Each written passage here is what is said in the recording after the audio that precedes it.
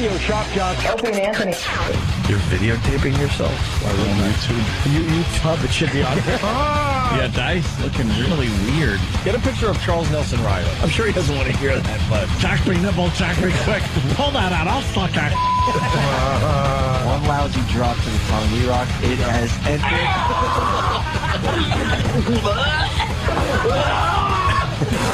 You know the main thing in your life? Sense of humor. Lose that, you're done. You might as well blow your brains out. But enough of this. Let's get the show on the road. And we're off. Yes. Good morning and welcome to the Opie and Anthony program. What it's like to be awake. Wow. You like being awake, huh? It's amazing because it's so rare. I slept, I swear to you, 3/4 of the whole weekend. Friday, Saturday, Sunday. Monday, Wednesday, Friday, blow up, dummy. I was asleep the entire weekend. Really? I woke up occasionally, like barely even did anything. I hibernated, barely ate, barely did anything.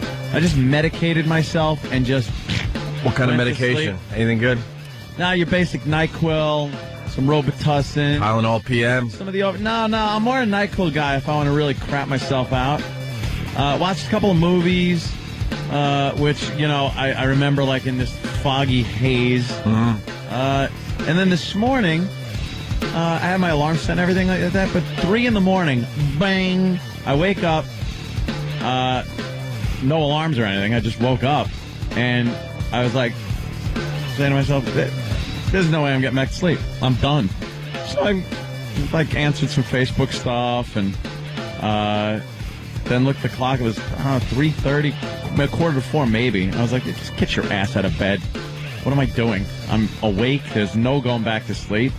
So I wound up getting in early for the first time in I don't know how long. You're really awake. It's really creeping us out. Yeah. Oh, that'll go away real quick. By tomorrow? Tomorrow. Great. Yeah. I'll get home and be like, I'm so awake. Let me start cracking beers. So we shouldn't get our hopes up. Because this is kind of nice. Don't get your hopes up. You're here early and chipper, and we're checking out videos. And Chipper. dare I say we were actually show prepping? Yeah, a little show prep was going on. God. It was amazing. The voice feels better. It's like back and still a little tinge on the left-hand side. So I said, Kenny, offer some of that tea and honey. But, you know, knock wood. I don't see a problem with that. So, yeah, that was just a bad one. All of last week, I was in really crappy shape. The days I was in, my voice was shot. I was really, you know, trying. I think we had some good shows in there, but man, it hit me when I left Thursday. I was walking to get my truck, and I got so dizzy. I'm just like, oh no, this is not good. Pushed it. Were you thinking aneurysm or something? No, I was just thinking I'm really sick, like I got a flu or something. And you can't tell in that icy cold weather because you're sweating anyway, and you know you're walking. And last thing I want to do is collapse on the sidewalk and have some homeless guy decide he's got to give me mouth to mouth as he steals my wallet. That would be your biggest nightmare. That'd be the security camera for one of the banks, just see people rifling through my pockets. Would you rather die at that point? At that point, probably. If you collapse on the sidewalk and there's a homeless guy coming toward you, and he wants to give you a mouth to mouth. I know the CPR. Oh yeah, do you? What movies did you see? I saw 2. 2 movies? I think we saw the same movie over the weekend. Yeah, we were talking about it a little bit. I saw Taken. I saw Taken. You did? Yeah. 3 Takens. I'm thinking 2 out of 3 liked it. Just by the look on your face. At Jimmy's face. I loved it. Did you? I swear to God, I loved loved it. it. Did you? And I'm not an action guy for the most part. You know, shoot and kill everything in sight type of movie watcher. But that I really liked. I thought they could have developed the characters a little better. But I hated it. Why did you hate it? This is the Liam Neeson movie that it seems like the whole world has seen, even though it's not in theaters yet. Because I was online last night talking about the movie, and everyone's like, "Oh yeah, I saw it last week. I saw it last month." And this movie's been shown all over the world. So that means a lot of copies of this movie are out there. All right, Jimmy, who was talking in a weird way you didn't like? That seems to be how Jimmy distinguishes movies. Does this guy whispers? Oh, yeah. Yeah, this guy talks like this. What was your big problem with Taken? Besides the fact that Liam Neeson's hair dye job looked like he just it looked like he soaked his head with soy sauce. All right, well, we're all laughing because that's. Same thing. I'm just I'm watching, just going. What did they do to his hair? He shoe polished it. It looks horrible. Black hair, and he's no kid. His teeth look gray too, or something. I didn't even know. I couldn't. I noticed that he had weird, bad teeth too. And unbelievable. The daughter was a terrible actress. She was terrible. Yeah. She ran like a retard. Watch when she ran. Dude, that's what my girl said too. Why does she run like that? I started laughing as she's running because she was trying so hard to look like a young girl running, but it was a retard run. Right. It was like, Daddy! She was trying to portray innocence by running to Daddy like that. Yeah. And then she gets a horsey for her birthday. She is a retard. Yeah. His ex-wife marries the rich guy, and he brings a karaoke. It's this handheld, awful karaoke machine. Horrid. And then the daughter gets a pony and puts from her new father. Dropped the friggin' thing, pretty much. Oh yeah, she dropped the karaoke like it was a hot potato. Yeah.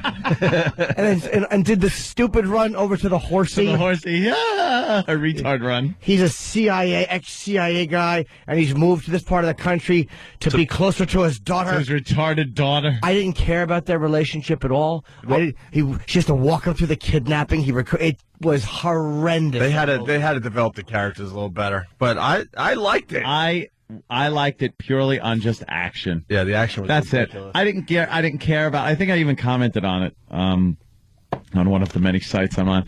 It's one of those things where it's like I didn't care. I didn't believe any of that could have happened. No. But I just like the action. Liam Neeson's watching him beat up people is kind of funny with his soy sauce. That stupid hairdo. He's believable when he's beating people up, that's for sure. Yeah. Did you notice that the girl that the daughter went to Paris with was supposed to be just a little older, but she looked like she was pushing 30? Yeah. And acting like she's only 18, 19 years old? And that took me out of the movie a little bit, but she was like the stereotypical, we're in Europe, let's just go crazy. Yeah. Oh, it was so bad. I'm telling you, watch that movie again. I will beat you both out of having any enjoyment of this piece of crap movie. Patrice, I can't even be friends with him anymore for recommending it. He's my ex-friend. Patrice O'Neill's my ex-friend for recommending that movie. I liked it, man. Ex-friend. I liked it. Taken as in a big dump. This is what it was. I absolutely liked the action sequences. Yeah, that was pretty good. The action was good. Action is fine. But And I said last night that they didn't wimp out with the violence because a lot of these movies, it's like there's a lot of shooting, but they don't really show you that person is actually now dead. Yeah. This movie was like screw all the rules where everyone's dying in this movie. Everyone. Yeah. A pretty good movie that I saw, and it's available on demand. It's been out for a while, is Eastern Promises. That's the one with Vigo. Vigo is in it. Russian mob kind of a movie. Okay. And ultra violent, really good. A lot of throat slittings. Some very graphic cutting off fingers of a body and knocking the teeth out so they could dump the body. Wow. Where it looks pretty realistic and just some ruthless Russian mob stuff. Who's the star in that? Anyone famous? Viggo Mortensen, yeah. I sound like Voss. Vito Morgenstone. Oh, that guy. Yeah, from Lord of the Rings. Yeah, I know that Lord of the Rings guy. You should have said Lord of the Rings guy. Lord of the Rings guy. I don't know most of these guys' names, but, I know their characters. Vigo, right? Yeah. We also saw Gran Torino over the weekend. Anyone else? I just YouTubed every single clip where he's racist in it. I figured that's all I really needed to see. And pretty goddamn funny just watching him be a real racist. I think they did hold back on a couple of things, but what the hell? I just saw a picture Danny just put up of look at Liam Neeson's hair. Of his soy sauce hair? Yeah, where can I get that wig? That's a good one. Doesn't offer much height, but the color's not. Matches my shoes. Could use the same polish on my head and my platform shoe. That's hilarious. That's stupid too. You got You got the hair of an Asian man. You got Jackie Chan's wig. That's good. That's good. Jay's impression. I'm barely holding on to the fact that I like the movie, but I'm gonna hang in there. Oh, that I'm gonna dumb hair. hang in there. Hang in there. I'm trying to hang in there. I liked it. Brush my sushi against his hair. It makes me sick. Take your chopsticks and dip it in. Oh, he bugs me and his dumb daughter. No one ever tells you why he has to go and have this relationship. Hey, if you ever want to come back to the CIA, I'm here. Right. Yeah, and his CIA buddies didn't even help him out. But the story itself was good. They just needed to develop it a little more. And then I think this would have been a blockbuster hit, right? Yeah. Because obviously he didn't have time for his daughter. Now he retired, and now he has time. But they don't really show why the ex-wife hates his guts. Past the fact that their love life is over, what happened? I think because he wasn't there all the time. Yeah, but they didn't really develop that. They should have developed that just a little more. They had a quickie conversation about how he was never there for anything. He was always off in some other country doing his CIA stuff. Right. And then he goes out with his CIA friends, for a few beers and stuff, and then works with them for some security detail. And then his daughter's taken. Yeah. And these CIA guys, you'd think they'd all chip in and help him kick some ass. Know what scene? The last, there's a scene in the movie where he saves the Britney Spears character. Yeah.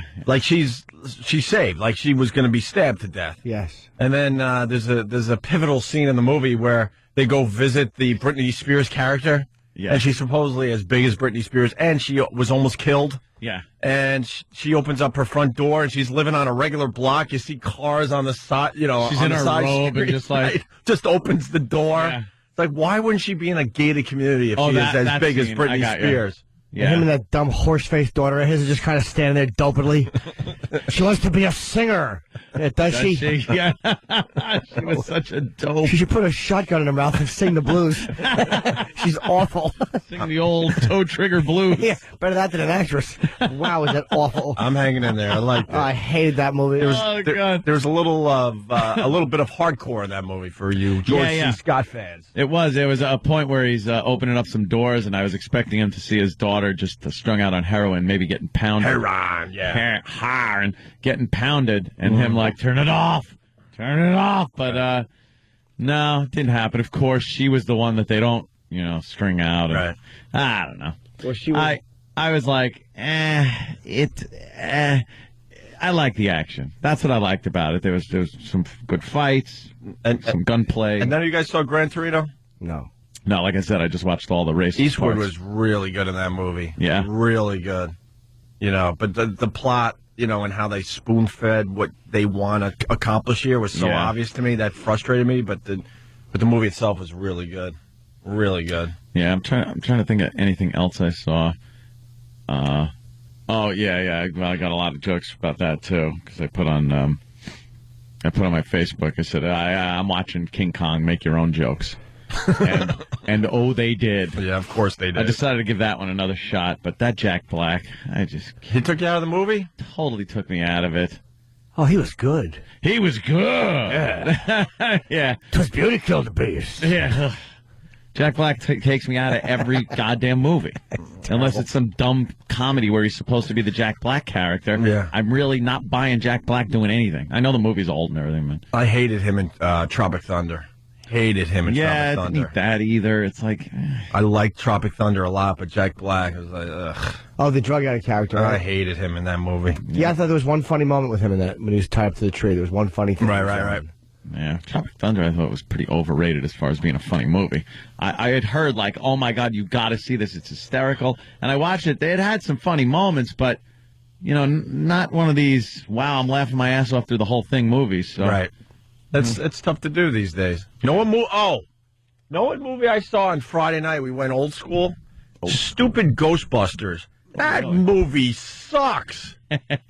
You can't revisit some of those movies. That's what I'm getting at. And I'm telling my girl, I'm like, this movie, she remembers herself, but I'm like, this movie was huge. It was a massive blockbuster. Huge hit. I was bored out of my mind watching Ghostbusters. Was it corny to watch the jokes and stuff in hindsight? Bill Murray he's amazing because he's just playing that sarcastic, the Bill smooth, Murray character before he got serious. Bill Murray got right. Yep. But It just goes on and on. It's slow. It's horrible. Yeah. The jokes stink. It's one of those. It just doesn't hold up. Oh my God! When the monster runs into the park, it's like, wow, we've come a long way with the CGI stuff. Yeah.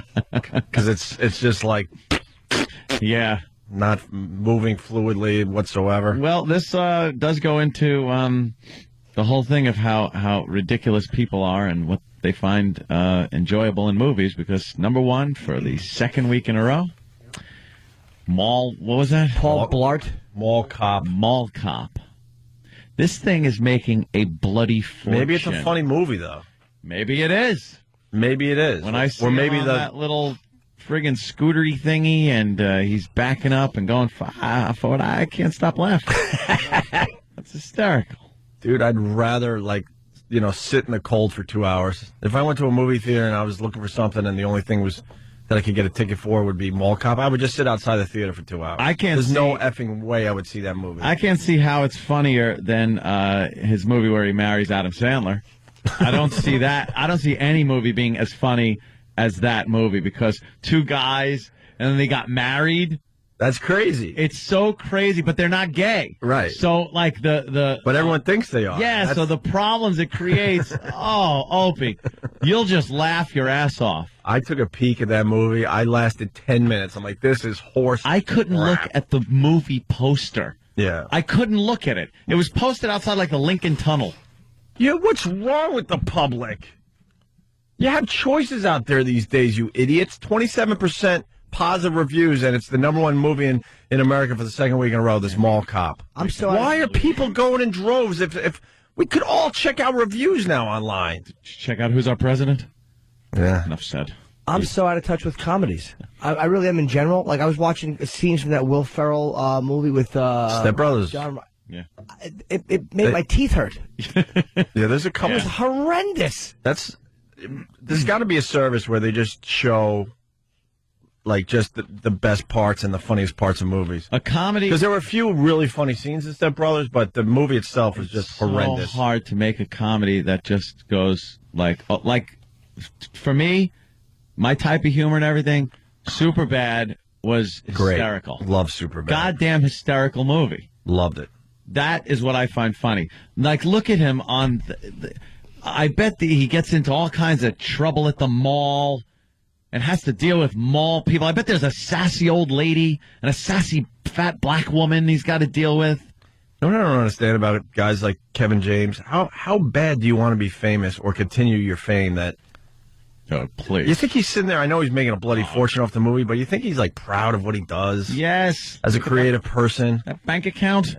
Well, there's pride in decimal points. Well, let's take the money part out. Obviously, money is great for everybody, but you think he actually sits there and is like, "Wow, man, I really did something good here. This movie, man, I'm proud of this movie." I don't know. I guess. Or is he get the douche chills inside and gets embarrassed? Like anything else, when you're doing it, it's fine.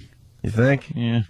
You think you're doing the right thing. Well, he certainly doesn't need the money. I'll say that. Yeah. King of Queens, he's probably making $20 million a year. Or maybe he wants 20,000. I was going to say perhaps a bit more. I meant to say 20,000, but I forgot it's a show where he's supposed to be funny. But I just gave a real answer. But he had a bona fide moneymaker with King of Queens. Yeah, so. you have a TV series that's on 3 seasons or more, and that thing was on for how long? 7, 8 years. Yeah, and he's set. Let me tell you something too. We had a chance to talk to Kevin James, and we can't get behind your dumb movie. It's awful looking. We fake some of the movies when guests come in. We're like, yeah, right. I saw it, and it's definitely on film, right? Right. But that it would have been really hard to go. Tell us about Mall Cop. It just looks fantastic. Yeah. All right, we're just getting started. 877-212. O&A. Kent the Movie Guy, Jim replied to my email about Taken, made me feel like an idiot for liking it. Oh, Jimmy's good like that. Jimmy can make you feel stupid for liking something. You're just getting people back because of what Patrice did to you. Or no, you did it to Patrice with Face Off. Never mind. Oh, Face Off, right. Yeah. I heard about that discussion. That was hilarious. And if we can come back and I can talk about Time Warner Cable. And, did you have a little problem with them? You bet I did. Oh, first I got a problem with them, too. Cool. Happened in the middle of a pay-per-view I happen to be enjoying. Oh, no. Yeah. Fedor? Yep. All right, we'll talk about that next. no! Opie and Anthony. We'll get through it, though. Opie and Anthony, 877-212-ONA. So Jimmy had a problem with Time Warner Cable. What a terrible service. I hate Time Warner Cable. I can't get online to play my damn Tiger Woods golf, and it's becoming a major thing. Send someone over my house and fix my cable modem. Certainly hope they're not a sponsor. Well, they have to do the right thing. Well, If I got a real problem with them. sometimes you keep it, private if they're a sponsor. Oh, really? Oh. And then publicly, you bash things that are like competitors. Really? Yeah. Then maybe they should have got someone to my house immediately. Maybe they should have. Instead of giving me the old runaround. I know. I just got jammed up with Dell that one time. I went off.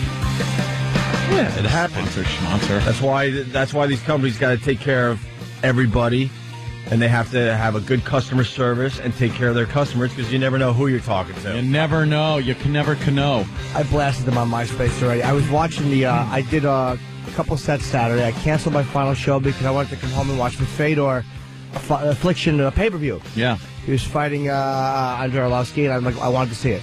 So I get home, and I turn on the Affliction pay-per-view, and the fight before Fedor was this guy Josh Barnett and this guy Gilbert Ivell. And, Barnett's a big white guy, and the dude he was fighting, this Gilbert dude, looks like just a convict. He's a bald dude. He's like a Brazilian, a black dude. He's tattoos everywhere. And He looks like he's a problem. a major problem, and this big, klutzy-looking white dude is all over him. It's great. It's something you never expect to happen. He's beating the hell out of him. He's got him on the 5-minute rounds. 3 5-minute rounds is how long a UFC fight is. So, or the MMA. So it's the third round, and there's 3 minutes left. And on a digital thing when something's happening, and all of a sudden, It freezes. It Yeah, freezes. I hate that. so it froze. And it stayed frozen, and it stayed frozen, and it stayed frozen. And so I called Time Warner. Did you unplug your box? Exactly. Unplug the box from the wall for 3 minutes. I will hold, and then you tell me when it's done. So how's the weather there? Yeah. Okay. Do you have a card in the front of the box? Pull the card out. Wait, let me look at my flow chart. Okay. Now plug it back in. Now wait an hour for the box to reboot. Meaning that's my excuse to get off the phone and deal with the next dummy. God. As soon as they go into script mode, I always go, no. No script. And I even say, no, throw your script away. Yeah. We're gonna skip a bunch of those dumb steps that you got in front of you. Yeah. No. Here's the deal. This is what I know. And then maybe you could find it on your dumb flow chart. Do you own a television? Yeah, exactly. All right. We can skip the first few of these. Right. Exactly. So go ahead, Jimmy. It froze up. Oh, dude. And obviously it froze up before the main attraction, which is the Fedor fight. This is the third and final round of a fight before Fedor's. So I'm like, is this coming out of the signal from Anaheim, or is this Time Warner? Yeah. So I wait a couple minutes, and I call Time Warner, and I'm flipping out. And then I realize 17 minutes has passed, and nothing is happening. And the guy's trying to reset me the signal. We're going to refund your money, sir. And I'm screaming, that's not good enough. Right. I was out of my mind. Not the part. So I went into the bedroom, and I turned on the Affliction channel, and there it is. It's happening. I'm like, God forbid the dummy who worked for this company said, you have another TV, go check that set. Didn't even think to tell me that. Oh. And I turn it on, and there's the Fedor fighting. And so that my girl and I sit on the bed, and I'm like, all right, well, at least we get to see the fight. And exactly 2 seconds later, Arlovsky kicks Fedor into the corner. Fedor pops out and knocks him unconscious. So I caught exactly 27 seconds of the fight. I was so angry. Oh, my God. You must have been You know what, so though? pissed. That's a good 27 seconds, though. It was, but I finally... Not good enough, I understand, but... I did get to see the whole thing, but it was so irritating. Yeah. Because when you watch the whole thing, because Fedor was not killing him in that fight. I think Arlovsky was winning the round. I mean... he was hanging in there. Yeah, I think he was at least... And then he attempts some kind of, running jump. Oh, it worked. He kicked him into the corner.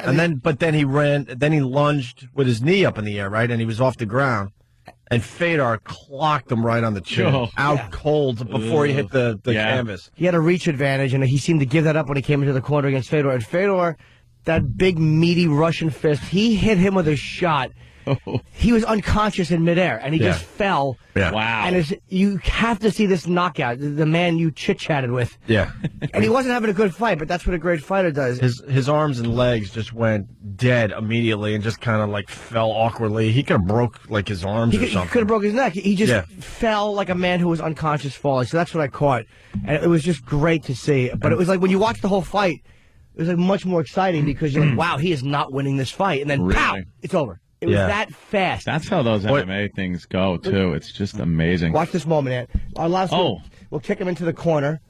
Arlovsky's taller. He has more reach. He looks like he's in better shape. At least he has nice abs. Fedor looked like he was having a tough time figuring him out. But he had a lot of patience. I think that's what... that's one of Fedor's strengths. But this guy had some good feeling. He kicked him in the corner, bounces off the rope, and damn! He jumped right into his fist. Yes, he did. He said, "Please punch me in the face." Oh my God! The quickness of it's like guy. Fedor didn't even really know what happened for a second. He's like, "I think I punched him." He threw an overhand right, and dumb bearded Arlovsky, chin first, sailed into it. Wow! He jumped right into that fist at the. Talk about the wrong time to get up to try to kick. Just out. He threw a really hard. Look at the blood. Yeah, blood coming out of his face. The guy was unconscious on the ground. His hands, he was like laying on his face, and his hands were tucked beside him. Yeah, like there was like he couldn't even put his arms up to block his face as he just fell. Put a blankie on him, let him go to sleep like that. Oh, they could have just thrown what do they call the snuggie? A little snuggie on him. Wow, that was some knockout. It was that fast. It was over though. There was no like brawl Oh, and I could just see you tuning in and going, "All right, we're gonna catch up." Wait, what? It's over. It's over. Unbelievable. Hey, what's going on with MMA in New York? They're still like fighting it out with the officials. Get MMA in New York. What's wrong with you? This sport is taking over the world. I guarantee it's boxing. I guarantee you it's other sports. Boxing has a stronghold in New York, that's for sure, especially Madison Square Garden. You know what, Jimmy? You're right. Look at that. You just answered my question. Because MMA is everywhere except for New York, and they're having a tough time breaking into the New York market. City's crying poverty and wants to make some bucks. You know? Jimmy's right. I mean, the boxing thing is probably well connected here in the big city. Talking about maybe some kind of crime that might be a little organized. Well, I don't know about that, but Don King isn't the most reputable. No, is he reputable? Hey, speaking of sports, the Joe Torre book. I just saw the headlines. What do you know on that, Ant? Torre's got a book blasting Steinbrenner, A-Rod, the Yankees. You know, it's refreshing to see a book come out by anybody that's honest. Mm-hmm. That peels back the layers and looks at a little bit of ugliness underneath. I don't want to see a Joe Torre book that is only about like, well, this was one of the greatest teams I worked with, and when we went to the series and this year, this is what happened. And I'm sure, that stuff is in here, but we want to hear the Yankee personalities are so huge. Mm-hmm. I mean, they are known nationwide, the names. Jeter, A-Rod. People know these people regardless of if you're a Yankee fan, if you live in New York. These are just names that people know around the country just because of the celebrity status. And it's amazing to see Torre just start going after some of these guys. Mm-hmm. He wrote a book, especially people like George Steinbrenner. Well, and the Steinbrenner family and the people around Steinbrenner. Did you ever think that Torre would tell stories like this? No, he comes across like the guy, that he would go to his grave with all the crap he saw. Take your pitch like a man, you keep your mouth shut. But it's refreshing. But that he's doing this. It is, like you said. He's in L.A. now. Had a good run with the Dodgers. Had a good season. That's got to make him feel good. Perhaps some of this stuff was really bugging him. The past few years. And, you know what this is about. Showed. They showed him the door when they shouldn't have showed him the door. Yeah. I mean Torre, proved himself that he should have stayed in New York for a few years. But whatever. So what's some of the bullet points in this book there? Well, headlines, whatever. A lot of people are calling A-Rod a fraud, which is a good one. They obviously pay this guy boatloads of money, and Torre was saying, look, we were looking for a young guy that was going to come in here that we could watch and build and make into something. And he goes, and obviously over the years, I realized this just wasn't happening. Like, this just was not going to happen. Here's one of my favorite little lines from the book, though. Torre says, I said to Alex, do me a favor. At least get a cup of coffee by yourself instead of sending someone out to get your cup of coffee. Which now, to me, comes off as a figurative thing. Yeah. Mm-hmm. Could be tea. Yeah. It could be tea. A little while later, he goes out of his way to find me. He's carrying a cup of coffee. Alex then says, look, Skip, I got my own cup of coffee. And then Torre goes, that wasn't even the point. It was just an example. The point was just to be one of the guys. He didn't get it. Like, to come running up and going, look, Skip, I got my own coffee. Just completely out of touch. Oh, God. Ugh. All right, devil's advocate. Okay. Yeah. He had lifts in his cleats. He slid wig first. He was safe. It was... Perhaps it annoyed Alex when he said that, and then saw him later while he had his own coffee. And maybe A-Rod was busting his balls back, going, look, I got my own coffee. I'm not saying that's true. I hate A-Rod. Maybe. But that could be true. But when A-Rod writes a book and then puts that in it, you know, this is what I'm reading, and you could see that. Okay. You could see someone like A-Rod doing something like that. Like, hey, even if he was being sarcastic, like, look, see, I got my cup of coffee. It's like, no, that ain't the point. Sometimes you just gotta, like, be one of the guys on the team. Chris Charles from Oceanside. I knew this was coming. Yeah, A-Rod only had 2 MVP seasons with the Yankees so far. Some fraud. Yeah, you're right. The fact is, when it comes time to really produce in the clutch, the guy stinks. Well, maybe Joe should have said that. Yeah. Yeah. How about this most valuable postseason player? Can you get that one once? Right. Yeah. And by the way, it's not Jimmy or Anthony saying a fraud. It's his own teammates. Oh, my God. It's in the book. Joe Torre said his own teammates called A-Rod a fraud. Could you explain a book to this guy first? Perhaps he's having problems with that. And claims he had developed a single white female-like obsession with Derek Jeter. With Jeter, where he would just follow him around like a puppy dog. I love my hair like this. Yeah, how about Joe Torre would have Line told from him, the movie, yeah. you know, hey, Alex, every once in a while, why don't you produce in October? How about that? Give him that goal so he could go, look, Skip, I hit the ball. And what's the deal with his cancer? I guess George Steinbrenner knew that Torre had cancer before Torre knew he had cancer. Oh, my God, Steinbrenner knew. And the tumors in Steinbrenner's box of all the dramatic melanomas. Of all the dramatic things I've ever seen. Joe's prostate's in the dugout holding up a sign. Goodness gracious. The white blood cells are smiling. Oh, that's terrible. Oh, no, that's terrible. That's just awful. But I guess the team physician went to Steinbrenner first and said, Torre's got the big C. Yeah, got the big casino. And then Steinbrenner, according to the book, it says, George called me and led me to believe that he knew the results, which pissed me off. So I stopped trusting not so much George, but the people around him from that point on. And that's in reference to George Steinbrenner knowing the results of Torre's prostate cancer exam before Torre himself did. Well, they said that Steinbrenner didn't come right out and say that he knew, but he was just he wasn't a good actor. Like, he's like, so, hey, Joe, how are you? You laying on your side or stomach again, huh? Joe's like, what? Oh. The doctor's doing catcher signals behind him. Just checking. Yeah. You know? Oh, that's terrible. That's awful. Let's say hi to Frank in Jersey. Frankie. Yo, good morning, guys. Good morning, Frank.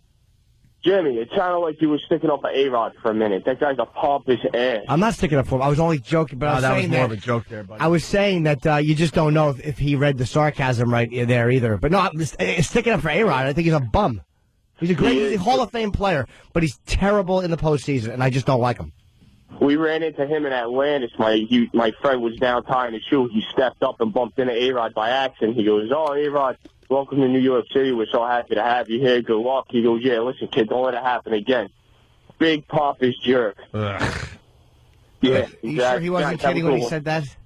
He doesn't seem Don't like... let it happen again. It seems like he doesn't know what kidding is. All right, now he's got to listen to himself instead of continue the conversation. And to wrap up, we're talking sports here. This is a weird little story. Coach was fired. There was a high school basketball coach. He was fired. The reason he was fired was because his team won the game 100-0. 100 zip. So the school, this is the whole sportsmanship crap that is happening with, go ahead. I was just going to say, it sounds like a South Central against Connecticut. Well, yeah. And the opposing coach, David Patterson, had to explain why he was having all of his players throw the ball into the bleachers, why he was putting cheerleaders in as the center.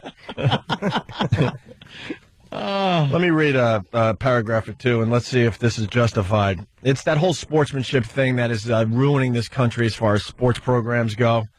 Dallas, the coach of a Texas high school basketball team that beat another team 100-0, was fired yesterday. The same day, he sent an email to a newspaper saying he will not apologize for a wide margin victory when my girls played with honor and integrity. So it was a girls' basketball game. They won 100-0. Who cares about that? What was the guy supposed to do? Take all his players off the court and let them score a basket? Why are you going to apologize for that? How do you play? I don't understand how you win. Were they playing like a special school? You can't win 100-0. Me against the Lakers. The whole team against. I would score 2. Well, yeah, at least get one basket. Kyle Queel, it looks like, the headmaster for Covenant School, said in the Dallas Morning News Online edition that he could not answer if the firing was a direct result of Coach, can't pronounce his name, email disagreeing with administrators who called the blowout shameful. Maybe the opposing team had all synced up. Girls do that. Maybe they all had that. The court looked like a bingo card. What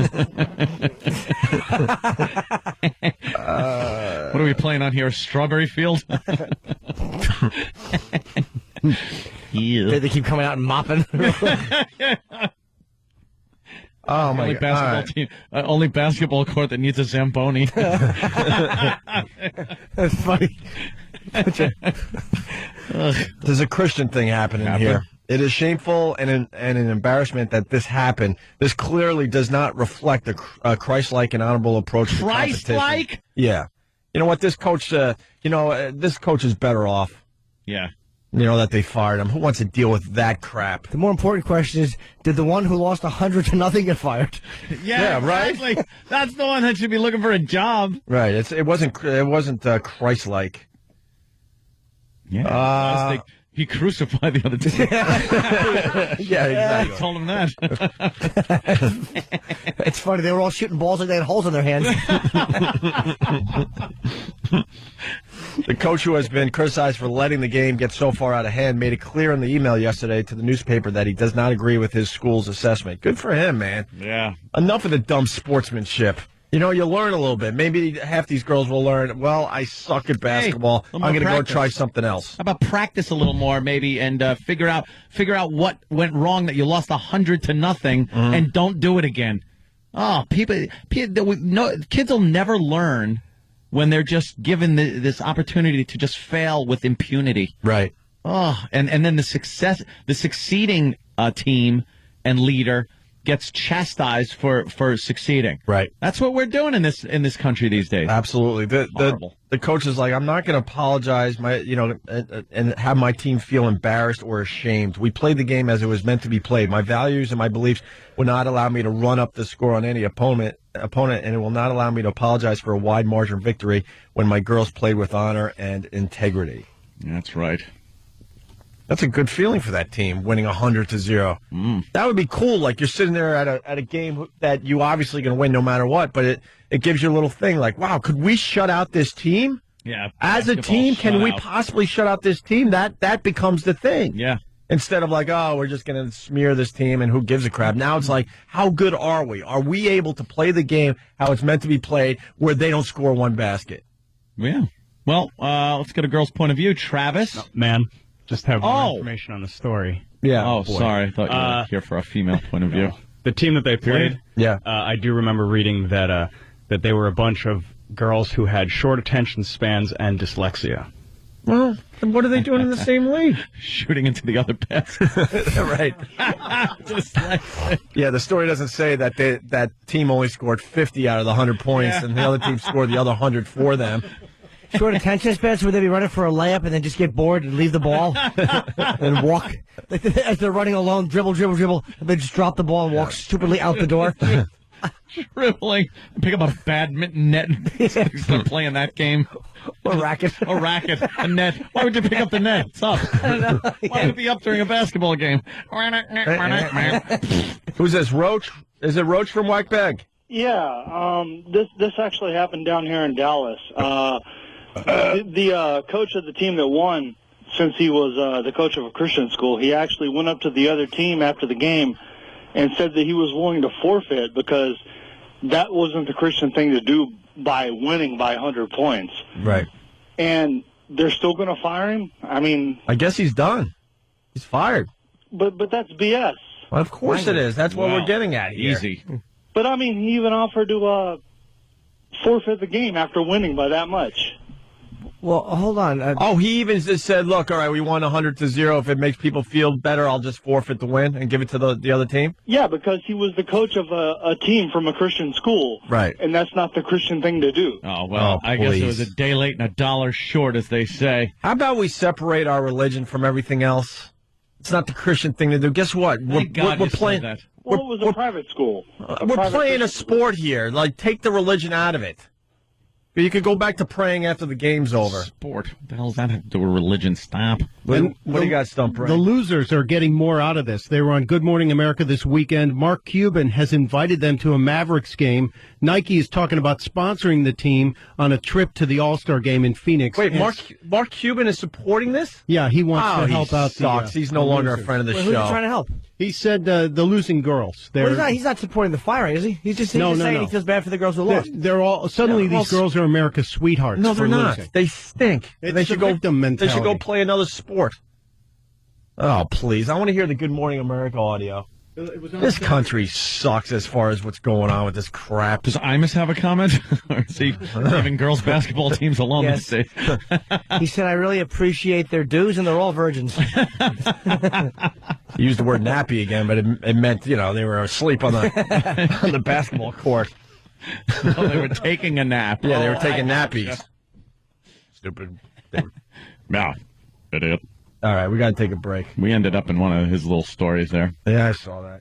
Yeah. Yeah, because we're trying to be shocking all the time. What's that about? Who said that? No, like Imus said that he thought his bosses. We'll get into it, but briefly, there was an article out about how Imus is doing. Well, he's been back a year. Yeah, back a year. Mm-hmm. And yeah, and he says his ex bosses had wanted him to be shocking, like Howard Stern and Opie and Anthony.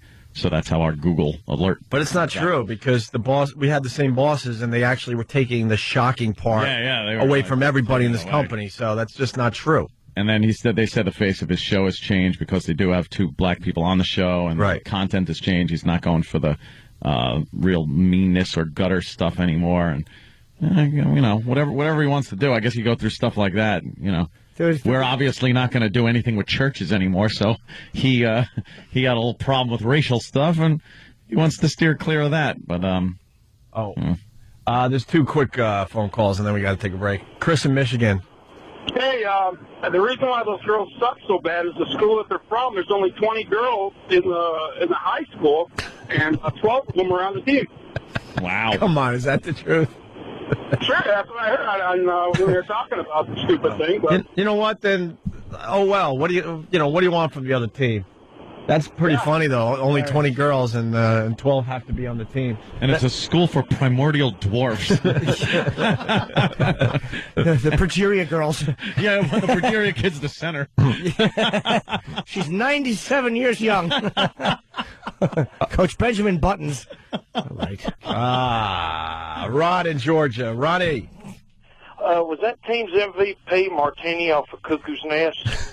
That's very funny. Yeah, You threw the ball into the fence. Right. There's nobody there. That was one of the best basketball scenes ever. Oh, yeah. Nicholson's just supposed to play basketball, and Danny DeVito throw it in me, and he throws to him, and he just stupidly with his straight arms out spins to the right and throws the ball against the fence. Martini, you threw the ball into the fence. There's nobody there. He's just so frustrated. Just wants to have a nice little game of basketball. Yeah, those with a bunch of dummies. I'd watch that movie so much more if it wasn't so goddamn depressing at the ending. I know. Like, I'd watch it so much more. Then stop the movie right there. Should I do that? Yeah. I like to stop the movie where the windows open. I'm like, see, everything worked out. Yeah. They're all leaving.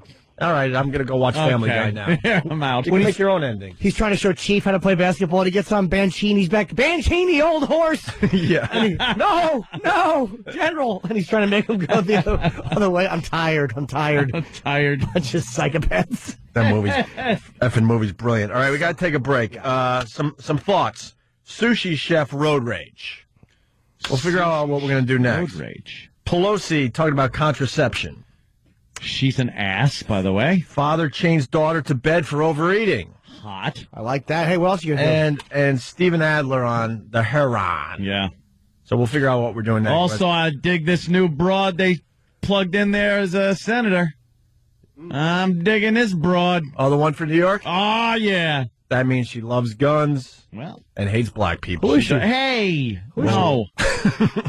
I don't even care what her name is. Gillibrand. No. Yeah, It almost sounds a little too much like our lawyer here is what it was. Oh, really? Hildebrand. It's Gildebrand. That ass. And she has a voting record of 100% with the NRA. Really? Absolutely. At least she's balanced. Yeah. Yes. We'll talk about that next and other Thank things. you. Opie and Anthony, stay there. Opie and Anthony couldn't get to the guy. He coaches high school basketball. He said any coach that would run the score up to 100-0, there's no way they wouldn't be fired. Really? I was a big sports guy growing up, and, we took our beatings. It was depressing to get killed by another team. But you learned from that as a human being. And let me ask you something. Why isn't there somebody, a game official, whose job it is to call the game? The coach's job should be to let your team play to the best of their ability until the end of the game. Right. That's their job, not to instill in them some kind of sympathy thing. Right. If the officials want to call the game when it gets 50-0, then let them do it. But you got to play hard all the way through, Right. and that's like a life lesson. Yeah. You're gonna get your ass kicked, and sometimes you're gonna kick someone else's ass. Put it in the rules if you don't want it. If it's going to get some guy fired for not doing it, then put it in the rules that it's a must. If you get to 50-0, right, the game is over. I hate what's going on in sports. I used to be, I should say, a huge NBA fan, and in the last, I don't know how long it's been now, maybe 10 years. Like when a team is really winning by a lot, they take all their star players out, and they throw the scrubs in there. Yep. Old school NBA, you would get to see like Michael Jordan like kicking someone's ass and going, "Wow, he could score 80 points tonight." But now, when there's a big lead, they take LeBron James out, they take Kobe Bryant out of the game. I was a huge Pete Maravich fan, and I was watching some MSG Classic where he's running up the score on the Knicks. And if he played that game today, they would have taken him out after the third quarter because the game was over. Yep. And I hate that that's going on in the NBA. Hate it. That's not sportsmanship, though. That's so your stars don't get hurt. That's why they're doing that, because the other team is the way they're going to buy. If a guy like is running up a score, there's a 37-point victory in the fourth quarter. What they're going to do is they're going to start fouling you really hard. Or you're going to get hurt doing something stupid, or the other team is just going to start really fouling you hard. It just sucks because like someone's in the zone. Let's say Kobe Bryant for an example, and he's in the zone. He's hitting everything. He can't miss. It's his night. And unfortunately, they're playing a team where they're up 20, 25 points, and all of a sudden they sit him. And we got to. I'm going to kick this after. Oh, no. Oh, my God. Fix our stupid equipment. That's all we ask from this dumb company. Stupid equipment. Anyway, now I forgot what I was going to say. But the guy's having a special night. Yeah. And unfortunately, now he's sitting out the rest of his special night. He's in the zone. And whatever. I think it's more an injury thing, though, because, again, if Kobe is if they're running the score up and it's like late in the fourth quarter, someone's going to get body checked into the stands and just take the technical. But they're going to make a real statement with that, and then someone's going to wind up getting hurt, and you're going to lose a guy for the season. Well, as a fan, it kind of ruins it for me a little bit. That's all. You know, you're not seeing those unbelievable individual performances anymore, like a 70, 80-point game, 60-point game, because usually that happens in a blowout and they just sit everybody. You want to see those huge achievements that somebody can do in a whole game. Yeah. Oh, and here's something. Nick in Ohio, he says the losing coach should just throw in the towel. Like Anthony makes a good point. The team and the coach should just continue doing what they're doing. Right. And if the other team is like, wow, my girls look stupid here, I got to throw in the towel, or if the I don't even agree with the ref calling the game, but don't make the coach like all of a sudden start laying back and taking out his star players and and calling the game, saying, "Oh, look, we'll end the game. Well, we understand we've been beating you." Well, like I told you about my nephew Carson. He's my brother's kid, obviously playing football, 10, 11 years old at this point. And when he was on a really good team. And when the team, I forgot how many points, was up by a certain amount, they had to take out all their offensive starters. Yeah. And now these kids have to sit until the other team makes the game closer. That's ridiculous. Yeah. How is this going on and no one is yelling and screaming about this? The world is getting extremely competitive. Just trying to get a job out there, right out here in New York, is a competitive thing. You got to teach these kids that you're gonna get your ass kicked, and sometimes you're gonna kick someone else's ass. I wonder how some of those people that have been raised in that environment are handling losing a job, competing with other people for a job, going in, handing a resume over, doing an interview, and then being told no. We can't have you. I wonder how they're handling that based on how they were brought up with people, always coddling them and other things. By the way, someone is calling me. Josh, Kobe scored over 80 points just a few years ago. I do know that, but what my point is, you don't see it as much because the game has to be close all the way to the end for these star players to continue scoring like crazy when they're in the zone. I guess that's the point I was trying to make. Let's say hi to this guy. He's a high school basketball coach in D.C. What's up, sir? How you doing, gentlemen? Yeah, love you, love the show. Live longer. Anyway, I'm calling to let you know that I coach at a Catholic school. And as a Catholic coach, I have played against another Catholic team, that had a bunch of boys playing basketball that had never played before. But because their athletic director decided he wanted them to play teams with talent, these boys who had never played basketball go up against boys who have been to state championship games. And they got crushed. But I had to sit people after the first half because I knew my athletic director would have killed me at a Catholic school if I hadn't sat them down to teach them that you are blah, blah, blah. In a Catholic school. In a public school, they'd be screaming for blood. They'd want you to crush somebody. But in a Catholic school, even my parents would have yelled at me for this. Yeah, it sucks what's going on. It really does. You got to make everyone feel good. Oh, yeah, it does. Oh, trust me.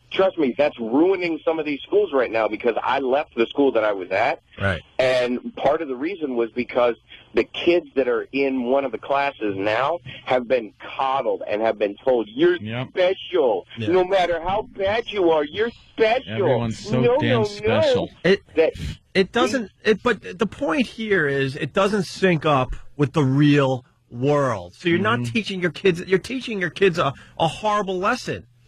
Yeah. By having a mercy rule, by all this stuff. You're not helping them out in the long run. You're really not. Not preparing them for the real world. I don't mind mercy rules where if it's the really young kids and someone's getting slaughtered. It's different in high school, though, where you're supposed to have a bit better mentality. But, a bunch of 8-year-olds are playing, and it's a massacre. It's like, because they grade things on a curve. I mean, it's like, I'm all for just letting them play and suck it up. Let it go. Just let them play. And then as a parent, you explain, you got your ass handed to you. You had a rough day. I mean, guess what? You're gonna have a lot of rough days in this world, and it's better you learn this early on. That's right. I'm for great Santini rules. Throw the basketball at his head. We don't have to do this break again. It's something we talk about a lot, but just to acknowledge, people are calling and talking about mercy rules, and every kid now gets a trophy, and another mercy rule. Yeah, it's going on out there, and I just completely disagree with it. I will say this though: sports are basically unimportant nonsense. True. Compared to self-esteem. I mean, and again, I believe that you should allow a team to kick the crap out of the other team, but sports really are. Blech. They're nothing in the real world. I mean, we sit around, we watch other men do it. 1 out of 5,000 of us can make a living doing it.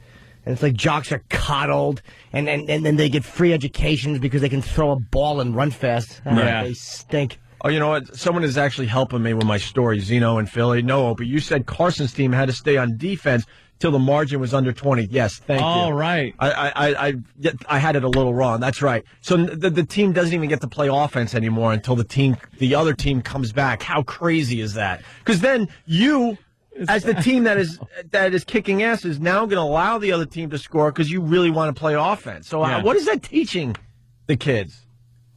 Thank you, Zeno. Be nice. Be nice. Be nice. F all that. Dude, I'd be nice, people.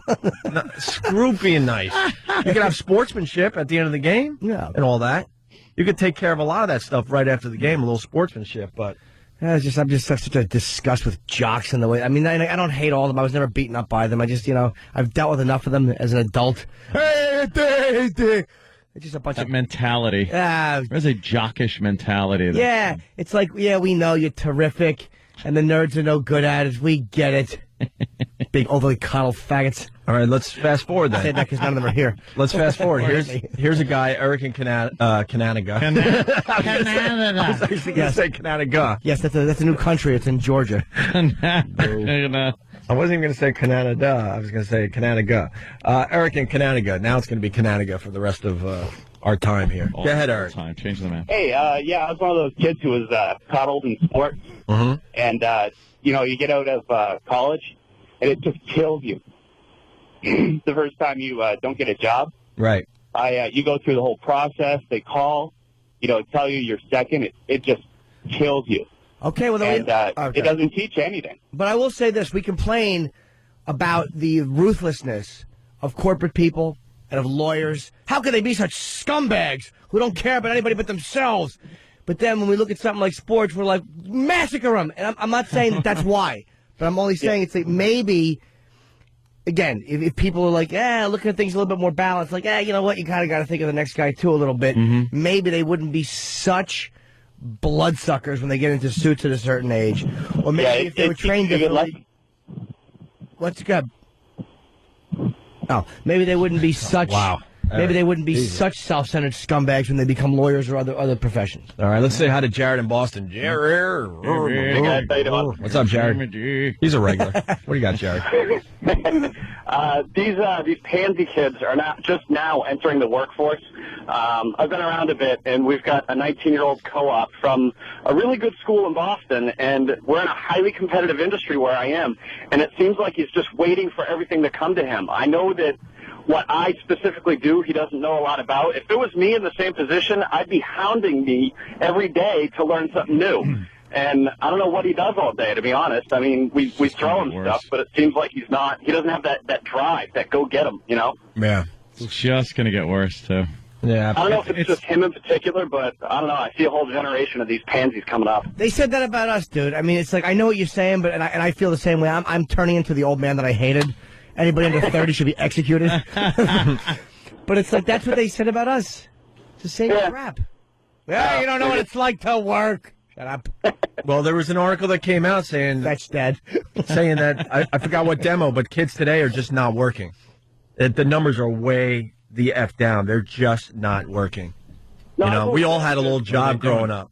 They're just like living off their parents. And like a bunch of people calling right now, we're not going to be able to get to all of them, a sense of entitlement. Yeah, maybe you can find that article, but the numbers are ridiculous. How many young kids are just not working whatsoever. We all had our dumb little job we had to go to, whether it was a fast food restaurant or caddying or, a paper route. And they said this type of thing is just not happening with the new generation. They just refuse to work. What you were saying about. Oh, you know what? Sorry about that. I was trying to do something else. I just hung up on that guy. Oops. It happens. Sorry, feller. You can call back. I'm sorry. Poor little feller. Kurt in Georgia. Kurt. Hey, guys. Aren't you the guys that we hated listening to as kids that told us how much better it was back in the day? Oh, back in my day, Pistol Pete ran it up for 80. Same stuff going on right now that went on 50 years ago. We're just older now and think it was better then. You know what? We're no different than anyone else. I mean, I read a quote once. Every generation wants to be the last generation. Yeah, and it is the God's honest truth. It's such a great quote because we all think that way. We all think it was better. The music was better when we were growing up. Maybe not the video games. That's a tough one to try to argue with anybody. But movies were better.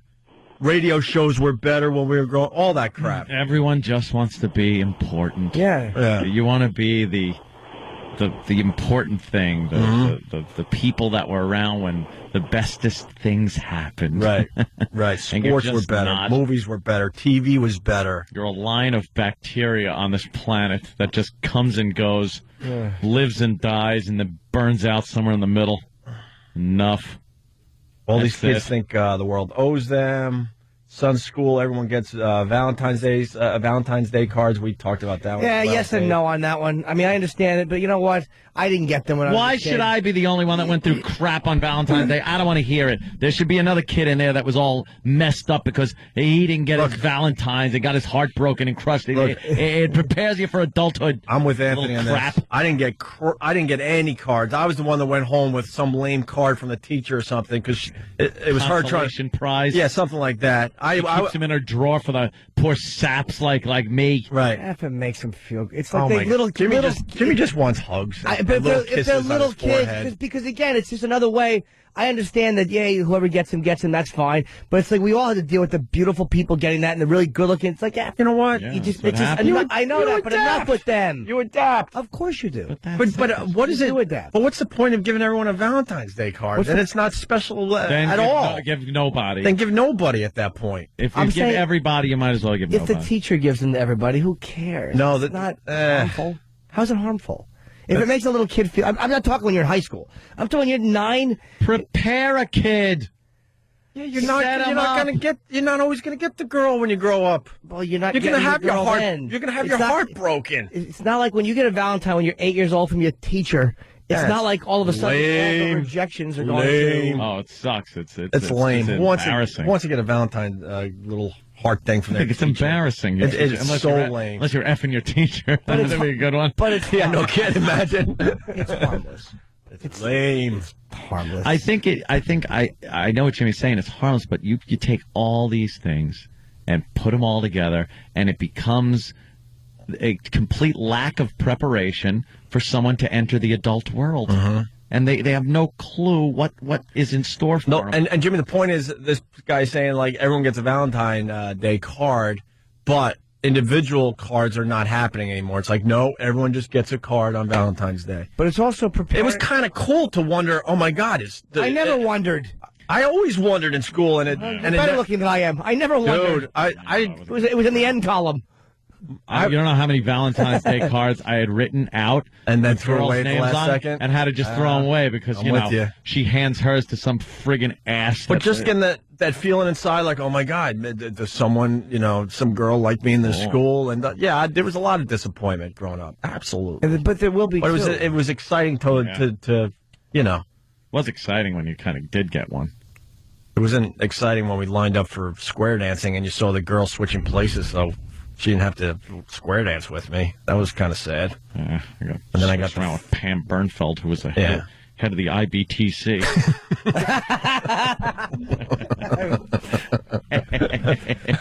I had to dance with the lame fat chick that no one wanted, but I guess I was the lame dude that no chick wanted. Jesus. You know what? You're also forgetting that maybe you say it doesn't prepare children to be like, to lose, but maybe it also... People that are who are raised with the mentality of just crush everybody think a little bit differently too. Like, all right, don't be such a scumbag. It's like we can't complain that people are such scumbags in adulthood. It's like, how do you balance that out? Yeah. Competition's good, man. And sometimes it is, yes, very good. I think in some circumstances, sure. I think sometimes it's excellent. I think you could. I could. But it also hurts and sometimes too. Yeah, but I think that's the job of the parent to make the kid understand. You got to parenting is very, very hard. So I hear. I'm not a parent, but you could explain a lot of this stuff to the kids where they would understand and not feel so empty and lonely because they didn't get a damn card for Valentine's Day. But there's a lot of crabby parents, and we all have to suffer. Kid in there. We all have to suffer. We have to suffer because of them. It's not like kids with crabby parents live in their own little society in a walled-in area somewhere. Society. We have to look at them. Deal with them. We can't get to everybody. We got some good topics today because the phone's lit. We could grab Scott from Long Island for a second. Scott, go ahead. Yeah, hey guys, what's going on? I was probably 7 or 8 years old, and I actually had a girl. Aww. I really liked this girl or whatever, and I wrote her a Valentine's Day card, put glitter and crap all over it. I gave it to her. She ripped it up in my face. Oh, some girls are real cruel, man. Yeah. Are you a serial killer now? Nah. Remember that one, though. I grew up all right, man. I'm married with a kid now, so. Yeah. We forget that most of our society, there's winners and losers. Most of us are losers. That's it. Most of us lose when it comes to stuff like that. Most of us do. When I changed schools, when I moved back to the Huntington area from my trek around the island following my father's failed jobs. Yeah. I finally got back, and I knew some of the people there that I had gone to kindergarten with, and now I'm in the 6th grade with them. And I remember writing on my notebook a big heart with AC plus, and then I just made up a couple of letters and said this was the girl that I was going out with when I had to leave, Oh my God. Going out because I wanted them to think I had a girlfriend. I can't even look at you. AC, and did they ask who was AH?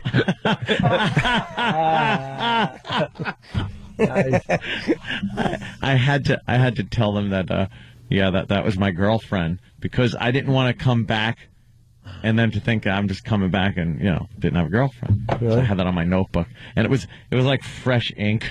AC loves R. No. Gets a BJ in the TF.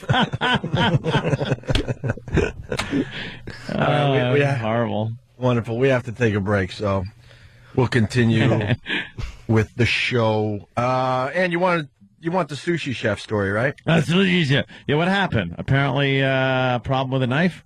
Yeah. And road rage? Oh, yeah. I love road rage. And also, Virginia Tech. Remember the massacre that happened, a little over a year ago? Yes, certainly did. There was a story. No, more than that, dude. 2 years ago, it was right after Imus. Story? It's already 2 years old. 2 weeks after Imus got 2007, yeah. You're right.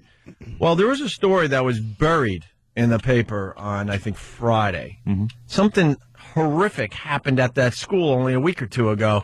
And, boy, the school was able to bury this story.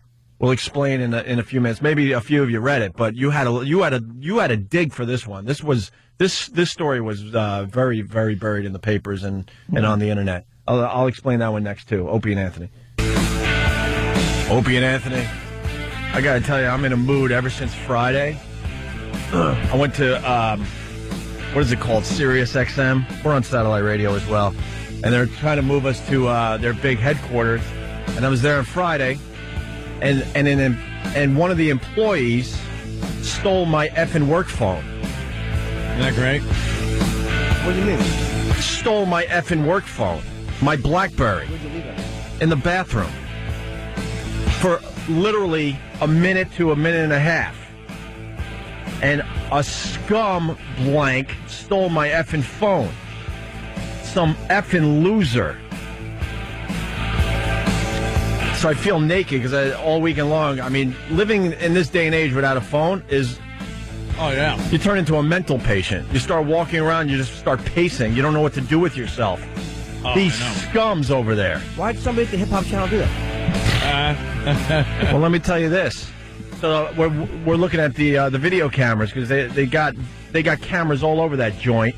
And there's 3 guys that left the bathroom between the time I left and went back literally 90 seconds later to go get my phone that I realized I left on the sink. So you leave the phone, you leave. The security camera shows you leaving. Yes. Total of 3 guys are either leaving or going into the bathroom in that time period. And then you go in. Yeah. And the video shows you go in, and then the phone's gone. Yeah. So unless he pulled some kind of a through-the-ceiling vent maneuver, one of those three guys is guilty. Yeah, and I want my effing phone back.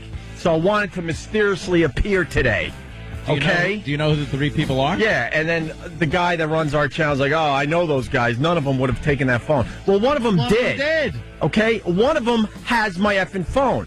So sit them down and go old school on them. Get the freaking light bulb above their head that is rocking back and forth. Little interrogation. Uh-oh. Oh, boy. Well, that won't work. I said I'm in a mood. Tell this effing company to give us CD players that work. It's extremely distracting. Sorry. I like that song. Huh? That song called Foot in the CD Player. How many times do we have to tell these people? Yeah, what They did it they do? do the bare minimum. All we want is stuff that works. That's not asking for much. I came in here today, the microphone was like this. Yeah, it was all... Like it was a swing. Topsy-turvy. Right, I know times are tough, but how about you tighten some screws and get us a CD player that works? That's all. That's all we need at this point. At least do that. So it's three guys. Yeah. So sit these three guys down and tell them to give me my effing phone back. Interrogate. Pull a first 48 on them. Right. I am so livid because they want us to go work over there, right? And in that den of thieves. And there was, this was the first time I really spent a lot of time over there. And this is what I get to bring back to you people. Fine, how do you do? Yeah, they took my phone within seconds. Have the phone magically appear. Leave it on the floor somewhere where someone goes, wow, I found a phone. This is weird. Ain't gonna happen. And give it to the receptionist or the security guy. I know that ain't going to happen. Well, I will interrogate the three guys because now I know which three guys it is. And it was also, you did call and check lost and found, like none of them. Yeah, and the phone was ringing. You know when you lose a phone, you ring it like, hello, do you have my phone? You're going to do the right thing, give it back to me? Considering we're all one happy company and we all work together, right? This wasn't at some weird restaurant or some strange place where when you leave a phone behind in those joints, kiss it goodbye. But at the workplace, you would assume they would do the right thing and give it to the receptionist or the security guy. Unfortunately, lost and found is full of jobs. Right. And I don't want to hear none of these guys would have taken the phone. It's obvious. We looked at the tapes. One of those guys has my effing phone and sit him down and put some heat on him. How could a security guy look at a tape like that and not say, yeah, it's one of them? They sort of are hinting, but I guess maybe, because in this PC world and human resources, I guess you can't openly accuse somebody. But one of those guys has my effing phone. When you got a tape like that, you could talk to people, question them. I want my effing phone back. Hold under questioning. There's nothing on there that, that you would want or concerns you. Give me my freaking phone back. Is it your new number or old one? The new one. I'm getting a replacement phone and all that. That's not the point. Some scum that we're supposed to be working with on a daily basis has my phone. So pissed. And then to hear, I know those guys. None of these guys would have taken your phone. Oh, yeah? Maybe you don't know them that well. What are you doing? Just calling your number. Oh, no. So, So at first it was ringing. It was ringing at first, which means... the phone was... what? Did you do something with the number? No. Oh, what does it say? Uh-oh. Oh, wait, which one did you just call? The new one. Well, and what is it saying? I'll play for you. Hold on. Sorry. Uh-oh. Here we go, Jimmy Styling. The person you are trying to reach is not accepting calls at this time. Yeah. Please try your call again. Yeah, because the person who has my phone... He's busy. He took the battery out, threw my cards away, whatever he did, so he has a nice little Blackberry. Put a new card in there. Because it was ringing at first, so we're like, okay, it's ringing, it's misplaced, maybe someone is going to do the right thing and give it to the receptionist or the security guard. Maybe he has something to do, so it's just on his desk for now.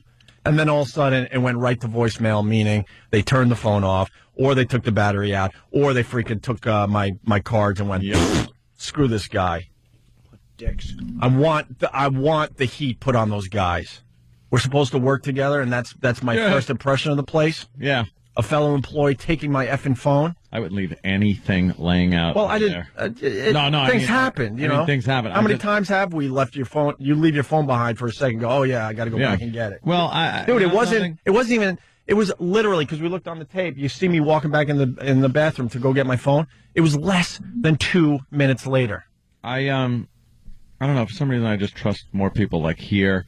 I've left my phone here a couple of times and gone, I got to go back and get my phone. Right. There's just something I don't. I am livid. And we got guys on camera, so you got to sit them down and stop with this. I know these guys, they wouldn't do it. All right, then where is it? It disappeared into thin air? Without saying who they are, let's just say roughly, were they behind-the-scenes guys or on-air guys? I don't know. To be honest with you, I don't really know what they do. One of them was Mel. One of them was Scott Greenstein. Let's say hi to Tim in Boston. Tim. How am I supposed to get tweets from Opie if he doesn't have his phone? I wasn't able to tweet all weekend long because of this. Hey, Opie, you replied to me on Twitter. I appreciate it a lot. Fun thing you got going there. No worries. A lot of interactivity going on with the show lately. I'm Opie Radio on Twitter. Ant's doing the Facebook. Jimmy's doing the voicemails and the MySpace and everything else. So we're connected. We're pretty much connected, but... All right, well, you guys have a good day. I hope you get your phone back. Yeah, when I get the replacement phone, then I'll be much more aggressive with my Twitter account. So thank you, Tim. Bye-bye. Opie Radio on Twitter, whatever. But, and then I have to hear none of these guys would have done this. Well, what do you think happened to the phone then? How do you know 100% that you had it right there on the sink? Well, I didn't want to get into details, but I ran to Jim Brewer. And I go, Jim, I got to go to the bathroom because he wanted to show me a studio, whatever. He was getting ready for his show.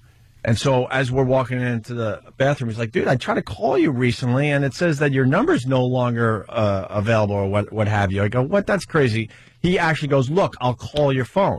This is as we're going in the bathroom. I'm actually now in the bathroom as it rings, and it says Jim Brewer calling on my Blackberry. I go, I remember it. I look. He could back me up, by the way. So you're getting called right there as you're in the bathroom. No, so I go, Brewer, you're an ass. Look, my phone's ringing. My phone still works. Yeah. You're an idiot. So then I put the phone down. That's the only reason I had it out of my pocket, because he wanted to ring it. And then he's telling me what he's up to. I'm doing my thing. And then we walk out of the bathroom. So you know it was in the Yes! bathroom. Right. Okay. And he could back it up. Wow. And then we walk down the... Brewer took it. I was a little suspicious. Then we're walking down the hall. I'm like, oh, my God, I forgot my phone. So I turn around. You see all this on the video camera. And it's gone. A fellow employee.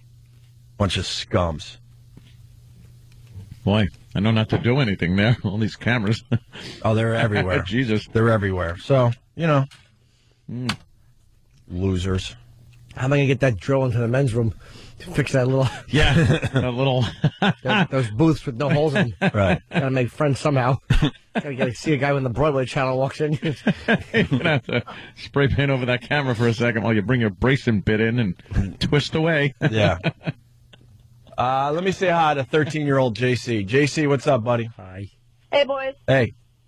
If you look at Steve's profile on Twitter, he just plugs Foundry again and again and again. Like, he's like, Monthly Crew, new reviews, FoundryMusic.com. He just keeps on plugging it. Yeah, That's why I'm not following Steve, because he's not a human being. He doesn't understand what Twitter's all about. You give a little personal knowledge. This is a plug fest. It's just a plug fest. Same thing on Facebook. I've just looked, and it's been nothing but Steve and the website. Does he plug the Opie and Anthony show? No, he plugs FoundryMusic.com, of course, Jimmy. Steve, why don't you plug the Opie and Anthony show? No, wow. Why would he? Thanks, 13-year-old JC. Opie, friend me. Like, I plug my gigs, but I always plug the Opie and Anthony show. Yeah. Hey, JC, what's your Twitter name? Same as Stumpbrain, 13 as in the numbers, YR old JC. All right, I'll look for you. I'll start following you for a little while. All right, wonderful. Well, then again, if I follow a 13-year-old, the authorities might be alerted. JC. Yeah, it's like, hey, let's hook up. We're at a McDonald's. Candy in my van. Yeah, it's kind of creepy to follow a 13-year-old on Twitter. That might be a red flag out there, JC. I know it's innocent and you're just a fan of the show, but you do understand. Hi, Opie. This isn't a social visit. Yeah, I'm pushing 40 now. I shouldn't be following a 13-year-old. We have your phone. Yeah, Opie, we have your phone. Yeah, whatever. They ain't finding crap on there. Good point. It's not even about that. It's like that someone would do that. That in a workplace. I understand everywhere else, of course, you expect that you'll never get your phone back. All right, JC, thank you. Do we have time to squeeze in the sushi story? Yeah. Ant's a big fan of the road rage story. So am I. I love the road rage. And I want you to, listen to this, Ann, and tell me if the guy's justified or not. All righty. All right. I thought I was dying. Yes. I actually said a couple of prayers in the EMS. 1 minute, Jack Zyback was driving to work. The next, he says, he was fighting off a knife-wielding sushi chef. What he did to Mr. Zyback was, I guess, what he does to, he treated him like a slab of tuna. I'll put it that way. 23-year-old Zyback was commuting from Brooklyn to a cell phone store he owns in New Jersey when he crossed paths with 37-year-old Yao Zhu, and an incident of road rage went off the deep end. This is why you just never know who you're messing with, man. I say Yao Zhu is in the wrong. No. In this one, no. I say he's in the wrong. Why? I'm just making an assumption. I already know what happened. Oh, I know why you're saying that. Oh, really? Which is very clever. I'm just... I'm in. Got to pick one. 50-50 shot. Pasta chef, you might go maybe. Sushi chef, he's wrong. Yeah, I'm with you. On his way to make egg rolls, wrong. But sometimes you think you're going after an easy target, and then you run into, like, this guy who's really good with a sushi knife. Yeah. Zyback says he pulled over after accidentally cutting off Zhu, and he says that's when Zhu started cutting him. Zyback says Zhu first approached his minivan, but when Zyback tried exchanging his license and insurance card, the attack began. He kept trying to reach for my neck, and he actually got me right here. He did it like 7-8 times. Zyback received 100 stitches.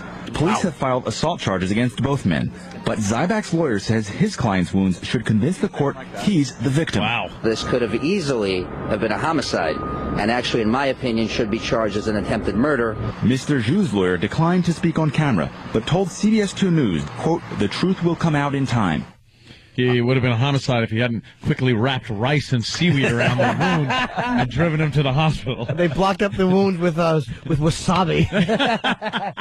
Is horseradish. You're most likely to have come across it as the powerful paste wasabi that's eaten with sushi. With sushi. Sushi. This was a crazy sushi chef. Wow. I accidentally cut him off and then went to trade, like, license and insurance, so he hit him. Yeah. Yeah, probably. So the guy works in the cell phone store, hit the other guy accidentally, pulls over, sushi chef pulls over next to him, starts hacking him. Yeah. That's rough. It sure is. That doesn't sound like something that just happens. Nope. It was probably some, There's something not being told. something going for a couple of miles. You got to think. Maybe they were trading paint all the way down the FDR or something. Done wherever that. the hell they were. Get close to trading some paint. Mm-hmm. See, I don't stop, though. I'm not going to stop. Road rage incidents happen when someone stops lunatics or goes, slows down enough to be right next to anybody to give them time to do anything. Right. I'm just, whoosh. I'm right by him. Bye-bye. I zip away. Bye-bye. That's it. Zip. Gone. That's not nice. Crazy. All right. I wasted too much time on the cell phone thing. I'm sorry, but that's fine. I'm just livid, especially with the. I don't think any of those guys would have taken your phone. Really? No. I'd be mad. Well, great, too. thanks. It's going to be a lovely working environment over there. How's your new studio, at least? I'm going to feel like veal. Let's just put it that way. Ooh, they feed you a lot. They help you stand tall. I think this is a good. They treat you tender. Bread you? What do they do? I think this is a good place to play the FU line to see what other people are pissed about, and then we'll get back on track with some really, really good stories. This Virginia Tech story that was buried. Wait till you hear what happened at that school where what was that kid's name? The Asian kid that shot everybody? Yeah. I don't remember. Where he killed 30 some odd students. Good, you don't remember his name. Yeah, because he was looking for that, right? Michio Kaku? Oh, no. Oh, Jimmy. Oh, he's a genius. But this, doesn't remember me. This story at the same school. No. Huh? Oh, you saw him? I see him all the time. He's a genius. I said, he doesn't remember me. Oh. I see him, and he's like, hi, and he walks by like I'm some... Oh, he should be like, Jim Norton, you were on our radio show. He's nothing. Nothing. Oh. He's too busy trying to figure out the universe, Jimmy. I know. I just want to nod. Just a nod to Jimmy. I don't want him to grab me and spin me in a circle as one would a lover on the beach.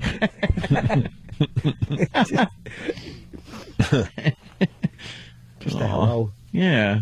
All right, we'll get into the Virginia Tech story that it was just buried Next, Opie and Anthony. Thanks for calling the Opie and Anthony FU line. Here's the latest batch of FUs. You have 9 new voice messages. First voice message. I want to give a big fuck you to all the fucking people that I work with. Everybody else got fucking overtime tonight but me. I got fucked. Next message. Yeah, I'd like to give a big F-U coming straight out of the San Francisco Bay Area to all my fucking coworkers. You bald-headed bastards. Give me a raise. Next message. Hey, this is Victoria from Georgia. I want to send out a big fuck you to the bitch that copied my debit card and drained my bank account. Fuck you. Next message. Yeah, this is a big old fuck you to birthdays. Birthdays fucking suck when you're alone, man. I hate birthdays. I wish we didn't have a goddamn birthday. So fuck you to birthdays. Next message. Yeah, I'd like to give a big fuck you to my job and all of the stupid consultants that come in and every day and make my life a miserable hell. Fuck you. Next message. Yes, I'd like to say fuck you to Ken. He abandoned me for the last time after 13 years, and I'm tired of his shit, and I can't stand his guts anymore.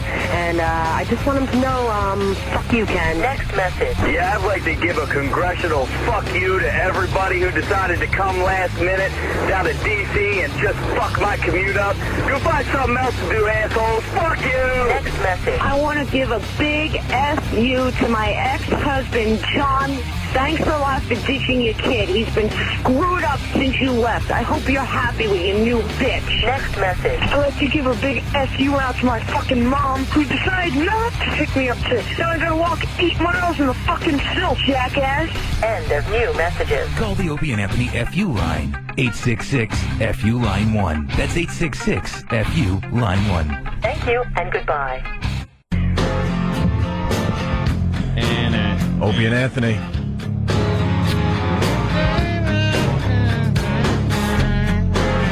Is it going to screw up?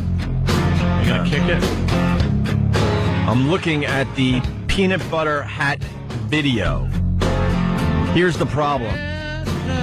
What? We can't link it on onaradio.com because 4K. Because the video has our website on it, and they refuse to promote our website.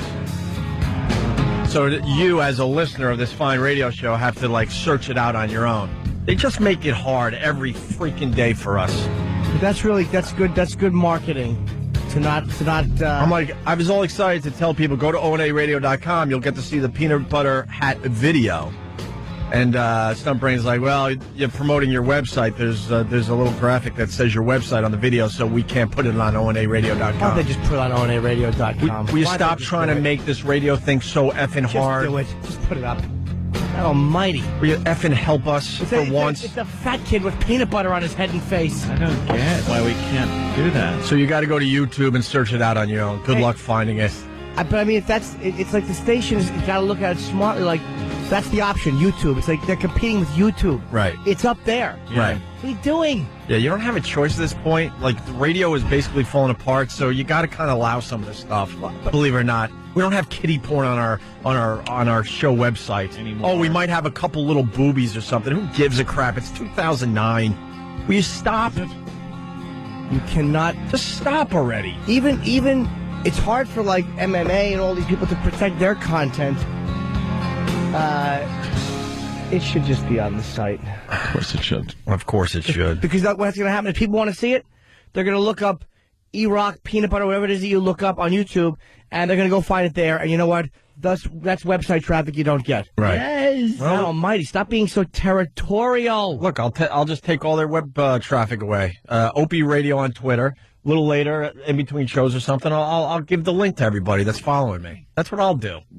We'll take it upon ourselves to do the right thing. I'm in a mood. I'm really sorry. I want my effing phone back. I thought about it all weekend. I want my effing phone back. I don't want to play all nicey nice, like, oh, none of these guys would have taken my phone.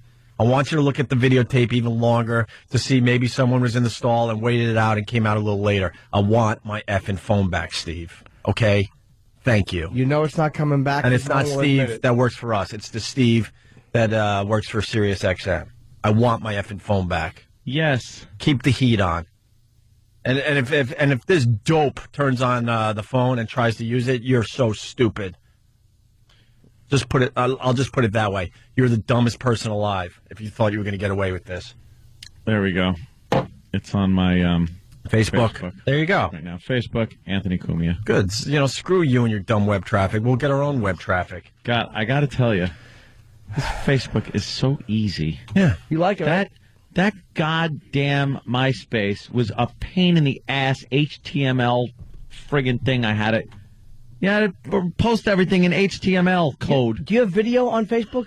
Yes. It's real easy. Yeah. I'm a member of the Facebook community. I got video. I upload pictures on my phone, from my phone, like within a second of taking the picture. I go blip, blip, it's up there. Right. Well, aren't you a big shot? I'm not kidding you. Nice language for your mother.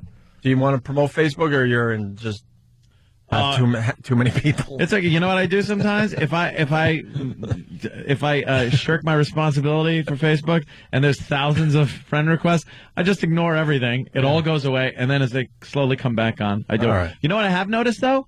It is a hell of a lot easier to accept new friends on my iPhone than it is on the actual computer using Facebook.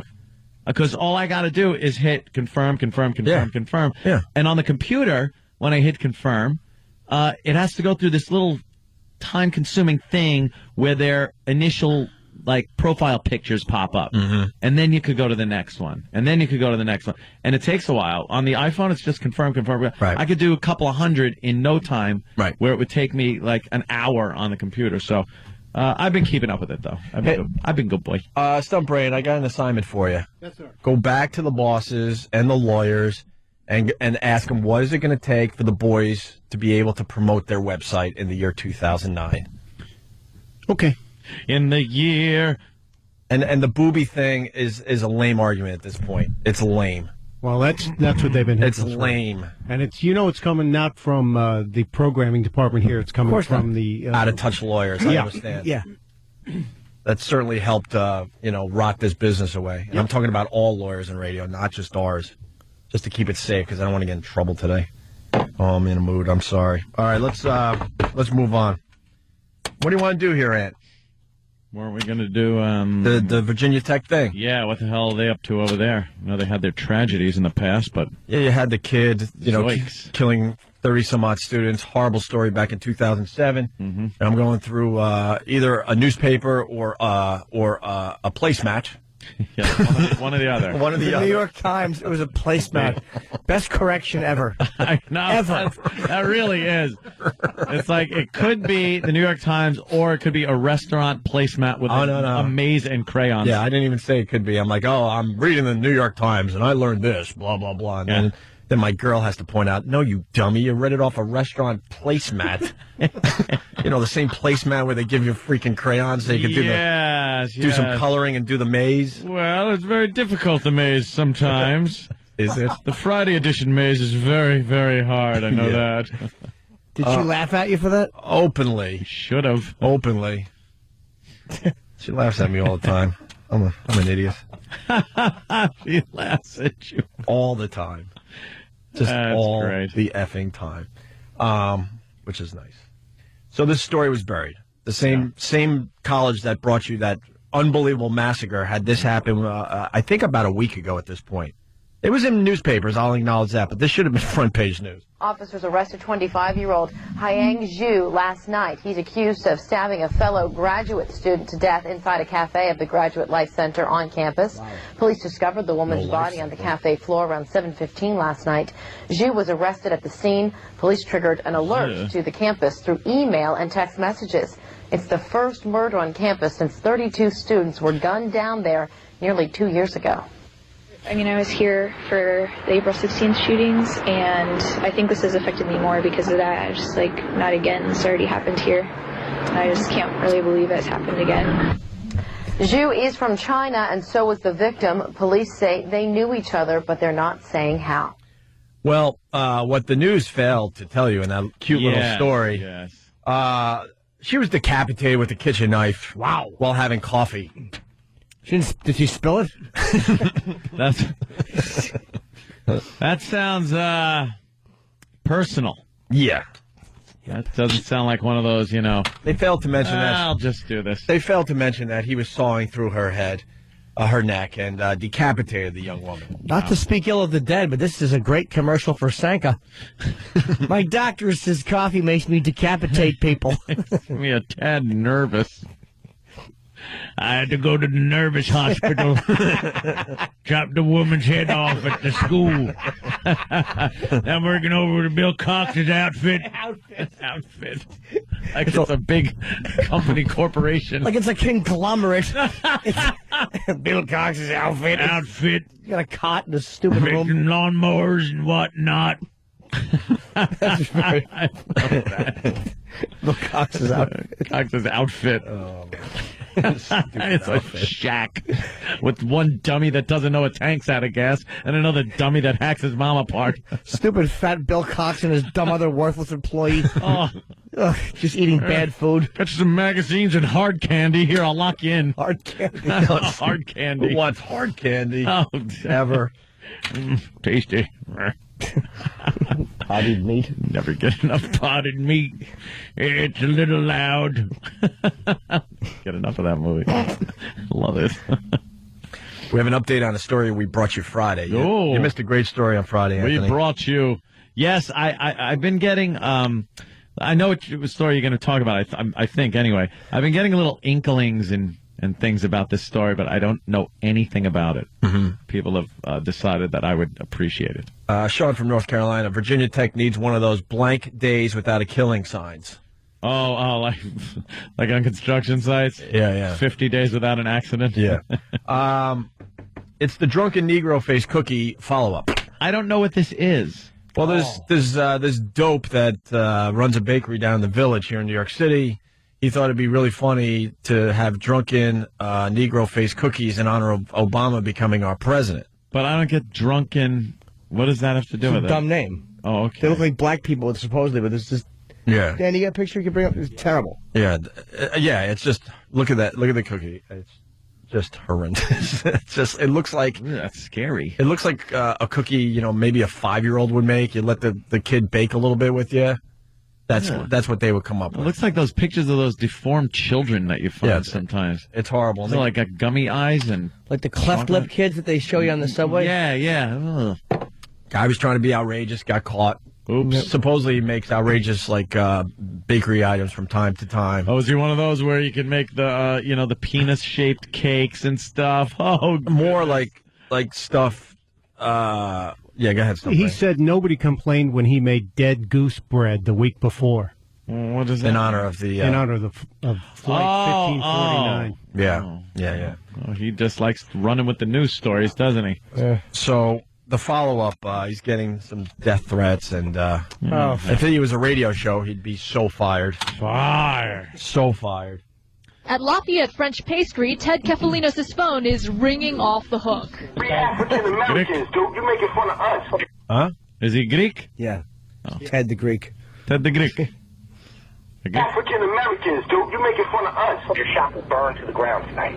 Ted is getting death threats now for this cookie that people call racist, hurtful, and ignorant. And the name is what puts this pastry over the top. I call them drunken Negro heads. What's the problem with that? Okay. What's the problem with that? Well, there's a bunch of problems. Yeah, it could be a couple of problems. Yeah. Yeah. Mm-hmm. I call them drunken Negro heads.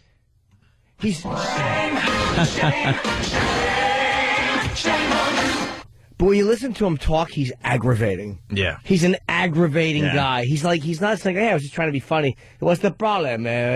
I'm funny joke, man. I make the funny. Do we have a picture of him, Danny, the guy? I'd love to see what this creep looks like. Imagine he looks just like the cookie. I know. That's why he's so angry. And his uncle's name, it looks like his uncle's name was Drunken Negro Head. It's a really weird, like the island of Lesbos. It's just a commemorative thing he's doing for his family. Yeah, his uncle. That's one of my favorite clips, by the way. I'm proud to be a lesbo. A lesbian. Maybe we can find that. Here's the second half of the story. This is the update on the drunken Negro head cookies. Now the community is calling for a boycott. Carol says even with Ted's apologies, she Think of just another can't word. shop here anymore. Okay, no, I'm not going here. Okay, that's enough. I couldn't. I'm speechless. I don't know what to say. Ted says he is truly sorry. He says in the spirit of Martin Luther King, he'd like to be forgiven for his mistake. Seriously, and from the bottom of my heart, it was an innocent design that I created, and it was nothing more than just a piece of art. That's it. Art. All right, the guy's a douche, but I won't shop there despite his apology. Can we send somebody down there to buy something at his bakery? People are really phony, is what it is. Yeah. And they say that, it's like, what did he do? Oh, well, then I'll never shop there. It's like, shut up. You think Reverend Al, is this a big enough story for Reverend Al? No. The guy put out a dumb friggin' cookie thing that people found offensive. So what? They're horrendous Who looking. cares? I'm offended on a... Not offended. But, like, I see things that I could be offended about on a daily basis. You just walk by, thicken up, shut your mouth. What? When you said there's things you're offended by, the first thing I thought of was Seal and Heidi Klum. Yeah, oh, okay.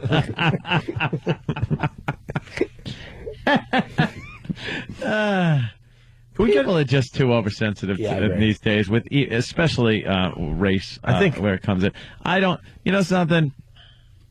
Again, the double standard. If it's the other way around, and there's some kind of anti-white, or even if you delve into the European race, where you got an anti-German or Italian or whatever thing, it would go unnoticed. I think the problem I think the problem we had when we were discussing this on Friday, the guy was just an ass. Yeah, the guy's an ass. It really bothered us that he was just an ass. He was annoying. He was like trying to be outrageous. Thinks he's funny and outrageous. He's just being stupid. And now he's backpedaling because now he knows his business is at risk.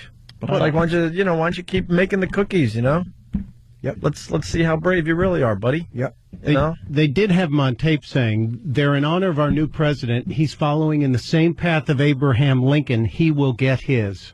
Yeah, he did say that. Was it on tape? Yeah, that was in the interview. Oh yeah, we played that on Friday. No, but I did his cookies. Did he mean that? Yeah, probably. We didn't. No. That was alleged by a woman. He didn't. We don't have. There's no tape of him saying. Of him that. actually saying that? He said he meant he's following in the footsteps. There's no tape of him saying he'll get his. That's how it was reported on Friday. A quote on here says, "Would you like some Drunken Negro Head cookies with your coffee? They're in honor of our new president. He's following the same." Yeah, that's path." the woman who said he said that. Okay. He may have.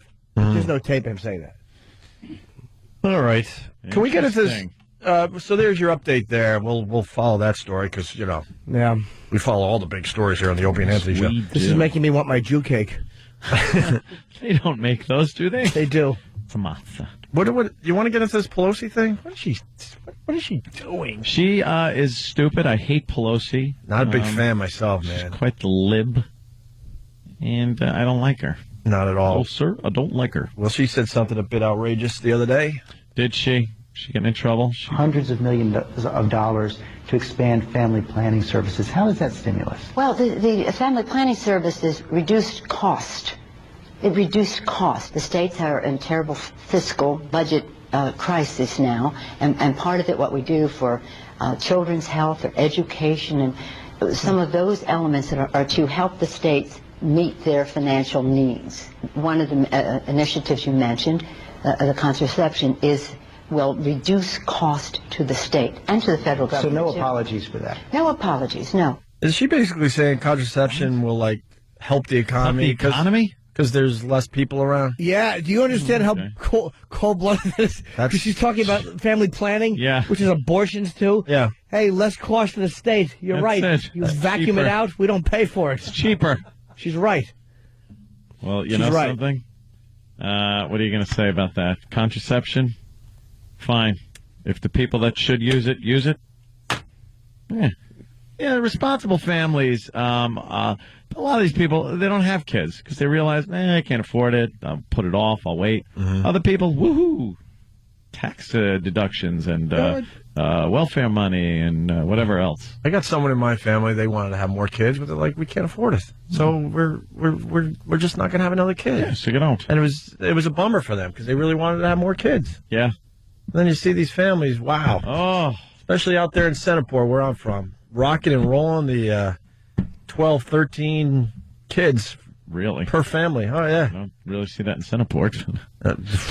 Yeah. Just because of the Catholic angle over there. Oh, well, the Catholics don't like using that. Right. Birth control. So, I went to school with one family. I thought we had a lot, 7, but who knows how many were related to me. I can't even figure it out anymore. Yeah. But, yeah, there were families with 10, 11.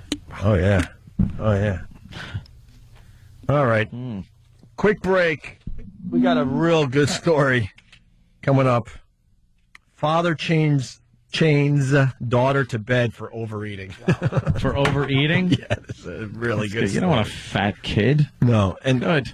And because we do a radio show, it doesn't do it justice, but take a peek at Sober House, the Steven Adler episode of him on the heroin, or it has to be, is just amazing TV to watch. Him just completely out of his mind, just like shuffling around the house on dope. It's amazing. Absolutely So he relapsed? amazing TV. Yeah, went into Sober House, and and I guess it's the first night or something. He was going up to his room every hour, and by the end of the episode, he's trying to figure out what the doorknob does, and he couldn't figure out where his room was anymore. He lost his room. It doesn't move. Yeah. Rooms are pretty stationary things. And we try to get, grab some audio. I think it's a much better visual, so we'll cut our losses on that, but you should take a peek on your own. It's amazing. Do you think that they relapsed a little bit just for some more attention on the show? That's a good question. This Steven Adler, though, is just... He's a mess. He is beyond a mess. I think some of the other people on the show, I would think so. I would think that would be smart in their case to get a little more, fame and attention. Jimmy. Jimmy. Wow. Nice. Ooh, no. The father story. Oh, no. Is that a bad one? It's a Lulu. What was was it one of those? No, it was you could hear it rip right through. Oh, it really did. Sound like Velcro. Yeah. I want my effing phone back. I'm not letting up on this one. Because they're like, that sucks. And then what they said, Aunt, they're like, it sucks. Well, you could get a replacement phone from the company, right? I'm like, yeah, that's not the point, though. When your employees stole my effing phone, and I want you to get to the bottom of it. Yeah. Simple as that. Yeah, I could get a replacement phone, and I'll have it hopefully this afternoon. But I want my effing phone back. I don't want to let up yet. Or anytime soon. I think you're SOL. Well, yeah, I think you're right. Well, we'll see what they do over there. Sit the guys down and have a little conversation with them. I could tell if someone's lying in a second. I'll do it. Phone book. I'll do it in a second. Body shots with a phone book. I'll ask a few questions. I'll look you right in your eye, and I'll know if you're lying. Let me do it. Gotta ask the right questions, though. Oh, I got the right questions. Did you take the phone? Well, you walked out of the bathroom. Did you find anything? And if the guy goes, no, but if you'll maybe he's tell the truth. But if he goes, yes, no, I did not. Napkins, a hat. You might have your man. Got me. Yeah. Opie and Anthony. You're checking out Opie and Anthony. Little question, Anthony. Yeah. Billy Joel. Yeah. Crashes into that house, right? Remember that? Or into a tree, I think, in this case. He's done both, I'm pretty sure. Talking about crashing into a tree. Yeah. How many years ago? Wow, you're going to tell me like 10? How many years ago? Just, you would guess what? Be real. I'd say 6. Really? Yeah. Nailed it. Did I? Did you read this? No, I swear. If someone asked me that, I would have said, 2, maybe 3 years ago. Tops. And also on this date, how many, well, that you could just figure out by doing a little political math. 11 years ago today, Bill Clinton and the Monica Lewinsky thing, denying that he had the affair with Monica. Jeez. Speaking of Bill Clinton, you know what? We didn't go with the obvious thing here. His wife, Secretary of State, yes, has to travel the world. The whole world now. Is this guy the happiest man alive? He's going to miss her. Oh, is this guy the happiest man alive right now? Yeah, it was, she was traveling the country, but pretty much between Washington and New York. Yeah. When she's was senator, but now she's kind of, it's a trouble spot, sparked up.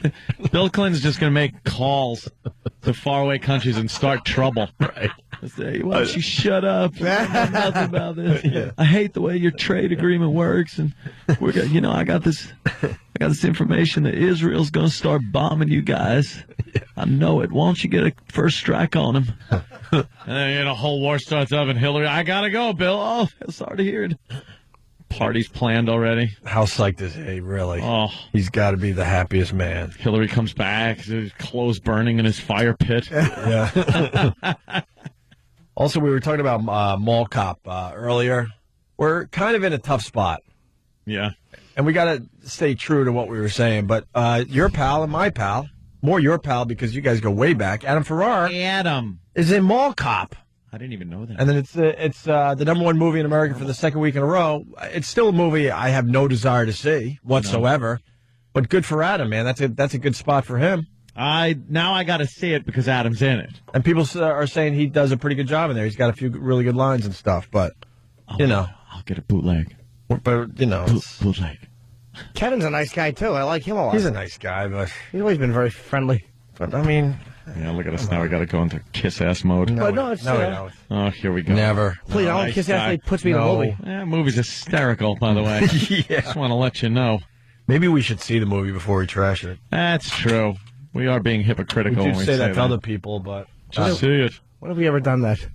When have we ever not been asses and actually said, let's hold judgment? True. There are some movies you can tell just by the trailer, though. Because it's the Hollywood formula. You just can kind of I hate the Hollywood formula. I don't know. Hate it. You got that clip? We asked for this clip a little while ago, and we got it. Huh? Which one? The lesbo. Yeah. Just real quick. I am proud to be a lesbian. A lesbian. What would you like? Peas, carrots. Too early. Mm-hmm. I am proud to be a lesbian. Lesbian. All right. This could be the story of the day right here. We could have a little fun with this. Listen up. This Las Vegas man is accused of beating, kicking, and chaining his 15-year-old daughter to her bed. A local TV station reports Robert Blue did it because he was upset his daughter weighs around 165 pounds. Blue report... Oh, boy. Now I got a problem. I thought the kid was... Like 2 bills or something? Yeah, really large. How big is she? Maybe How old is short. she? How tall? Maybe she's 4'8". Yeah, she's around 165 pounds. Blue reportedly wanted her to lose about 25 pounds. The teen is described as a successful athlete, and her trainer is stunned by the abuse allegations. They've accused him of chaining her with like a chain and a padlock to her bed to prevent her from eating. Mm-hmm. What do you think? Very sad. Very sad. Blue reportedly told police he didn't think he committed a crime and that he was acting in his daughter's best interest. He's being held on charges including child endangerment. Not as fun as I was hoping. I was really well, some kind of situation there. She's an athlete. Yeah, she's a little overweight, maybe a little. Sumo wrestler. Was he feeding her, or just letting her starve off the weight for a while? Giving her bathroom facilities? These are the questions that we need answered. Taking care of her, a little padded chain, or one that she's gonna want to chew her own foot off to get out of. They never give you the details. One of these stories you really want to know. Of course. That one fell short of expectations, huh? We were really excited about that one. We should have heard it first. That's all right. We like not. No. We like going cold on some of these, so you just get the wow effect. Yeah. Also, we're just lazy. 877-212-0-A. You hear about the model? Yeah, I did. That was terrible. Old Stumpy. What happened? I just heard, somebody talking saying, oh, she should be fine. She got a bacteria infection. She's just beyond hot. And to save her, they cut off her Her hands and feet. What's that called? Sepsis? God. Her system went septic. This is like that woman in Brooklyn. Happened just before the first of the year. She had both hands and feet amputated. What's it mean when you go septic? It's like you get a serious infection in your entire bloodstream. I hate to say it. I didn't care as much for the woman in Brooklyn because she wasn't as good looking as the model. I mean, am I the only one that thinks this way? Human nature. you see the hot model with no hands and feet, you feel a little more sorry for her. Certainly do. Yep. No more watches. But the thing is, when you this girl, like, toe rings. when you go septic, that mother, she went septic. Can you, if you go septic, if you stop it beforehand, could they stop something or no? Beforehand? Before foot? It depends on how far along the infection's gotten, because it's a pretty virulent problem that they had with her. How do you get a blood infection like that? And what's with the hacking the hands and feet off going to help? Not sure. I think they also took out a kidney. And part of her stomach and both kidneys. Really? Well, we got an update on the model that they left looking like a mess. 20-year-old Mariana Brigi began modeling in her early teens, becoming a Miss World Brazil finalist for 2 years. But Brigi was fighting a generalized infection, an infection that forced the amputation of her hands and feet after the flow of oxygen to her limbs dropped. Drugs were no match against the infection. Brigi died early Saturday. Gracious! She was diagnosed with kidney stones last year, but her condition worsened, and she was diagnosed with a urinary tract infection that spread. Part of her stomach was removed as doctors tried controlling internal bleeding. Doctors say Brigi was not breathing on her own, and they are not sure what caused the infection that claimed this young life. That's terrible, man. That's horrendous. Well, she had a lot going on down there, apparently, before this whole thing kicked up. The old urinary tract infection, some kidney stones. Yeesh. Once you go septic, I don't know, I can't get over that going septic thing. I know it does cut off so your limbs are rotting. Yeah. I think God needed a model. Without hands and feet? Oh, he could put those back together when she gets up there. Do you? He's the miracle gone? worker. What if they're gone? Like she had no hands and feet for a while, so I'm sure they threw them away. And you're just stuck there with no hands and feet in heaven. That sucks. This sucks. Looking all funny. It's becoming a sad break for a comedy show. Yeah. We'll bring the laughter back. That dummy, Paul McCartney, is thinking of getting married. I saw a picture of him and his new broad. At least you could wear a bikini and have some pride. What a dummy. What is he thinking? He's got too much money. He's just giving it all away. I guess that's a good way to look at it. Yeah. Why does he need to be married? I don't get it. There is some kind of a thing where he needs to be married. He's a needy guy. He doesn't want to be, will you still feed me? Will you still need me when I'm 64 kind of a thing. He doesn't want to be alone. I was reading a local paper. It wasn't a placemat. I'm almost positive. And Paul McCartney's such a lonely guy. They said that you have a really good shot of seeing him if you go out east on Long Island. He just kind of like gets on his tiny little sailboat, like just one of those tiny ones. Yeah. Where you can only fit a few people on. And he just kind of like sails around like the bays and stuff all by himself. He likes to sail. Yeah, but they said but how about get your yacht? Yeah, but they say it's really pathetic because he's just lonely, just kind of out there looking for something. He's supposed to be left alone. Everybody's probably touching him, talking to him. Beatles. I get it. You I think? know. So that's the only place he could feel. Dude, first time I heard, shut up. He's so sick of Shut everyone. your mouth. I want to go sailing. Just shut up. Shut up. What is he saying to me? Saying shut up. Oh, yeah. Shut up. Stephen S. from Bayshore. That poor model ended up looking like one of Big A's dates. Oh. Yeah, hands and feet are pretty important if you're a model. Especially all four of them, like, immediately. Like, that's how bad it was. It's not like you lose one hand. It's like to lose both hands and then both feet. It's like, Jesus. Then piece of your stomach, then your kidneys. It's like septic. They just start hacking you apart until they have to take something out that's essential. Yeah, they just hope for the best. Let's go to Bruce in Louisiana. Bruce? She was hot. Yeah. Yeah, that girl sounds like an episode of House. I know, right? It's ridiculous. I didn't think that happened in real life, only on TV. She's gone septic on an all-new House. Oh, that's why I don't watch House. I'll start going, I got it. If it was House, it would have started with a sour stomach. Oh, I got a sour stomach, and then it turns into this horror it starts show. with something you can absolutely You have. had a urinary tract infection. Yeah, see, urinary tract infection, maybe kidney stones. Then you go in to see House, and it's like, she's gone septic. Mm-hmm. And then before you know it, we're going to have to amputate. They go to commercial, come back. Yeah. She's just, amputated her. I don't want to be septic. No, who would? No one wants to be hate septic. that. Yeah, that would really. And then we got an update on the father chaining the daughter thing. Joe in Jersey. Joe? Septic? Hey, guys. Hey. I saw an article the other day about that blue guy who chained his daughter to the bed. Yeah. He originally tried chaining up the refrigerator and the pantry, and because she was such a fat ass, she got around it.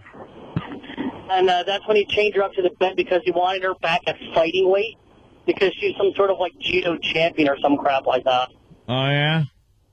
Yeah. Who's his daughter, Marlon Brando? Bubbo. I don't know. I couldn't think of a fat person. That's all right. All right. Can I answer the question? Everybody, it's so annoying. It's like everybody's just arrived with the questions. Yes, February 5th through 8th, I will be here in New York at Caroline's. How many instant feedbacks? Forget about that. 212-757-4100. It's just tiring, right, Jimmy? Yeah, it's this February 5th through 8th. Those freaking shows are going to sell out. Oh, people say like hotcakes. I just hope somebody comes. All right. We're going to do a little, we'll do the mopping up thing next. I have to tinkle. You do? Yes. Get the mop. You do? All right, stay there. Opie and Anthony. Oh, come on. Who doesn't enjoy this?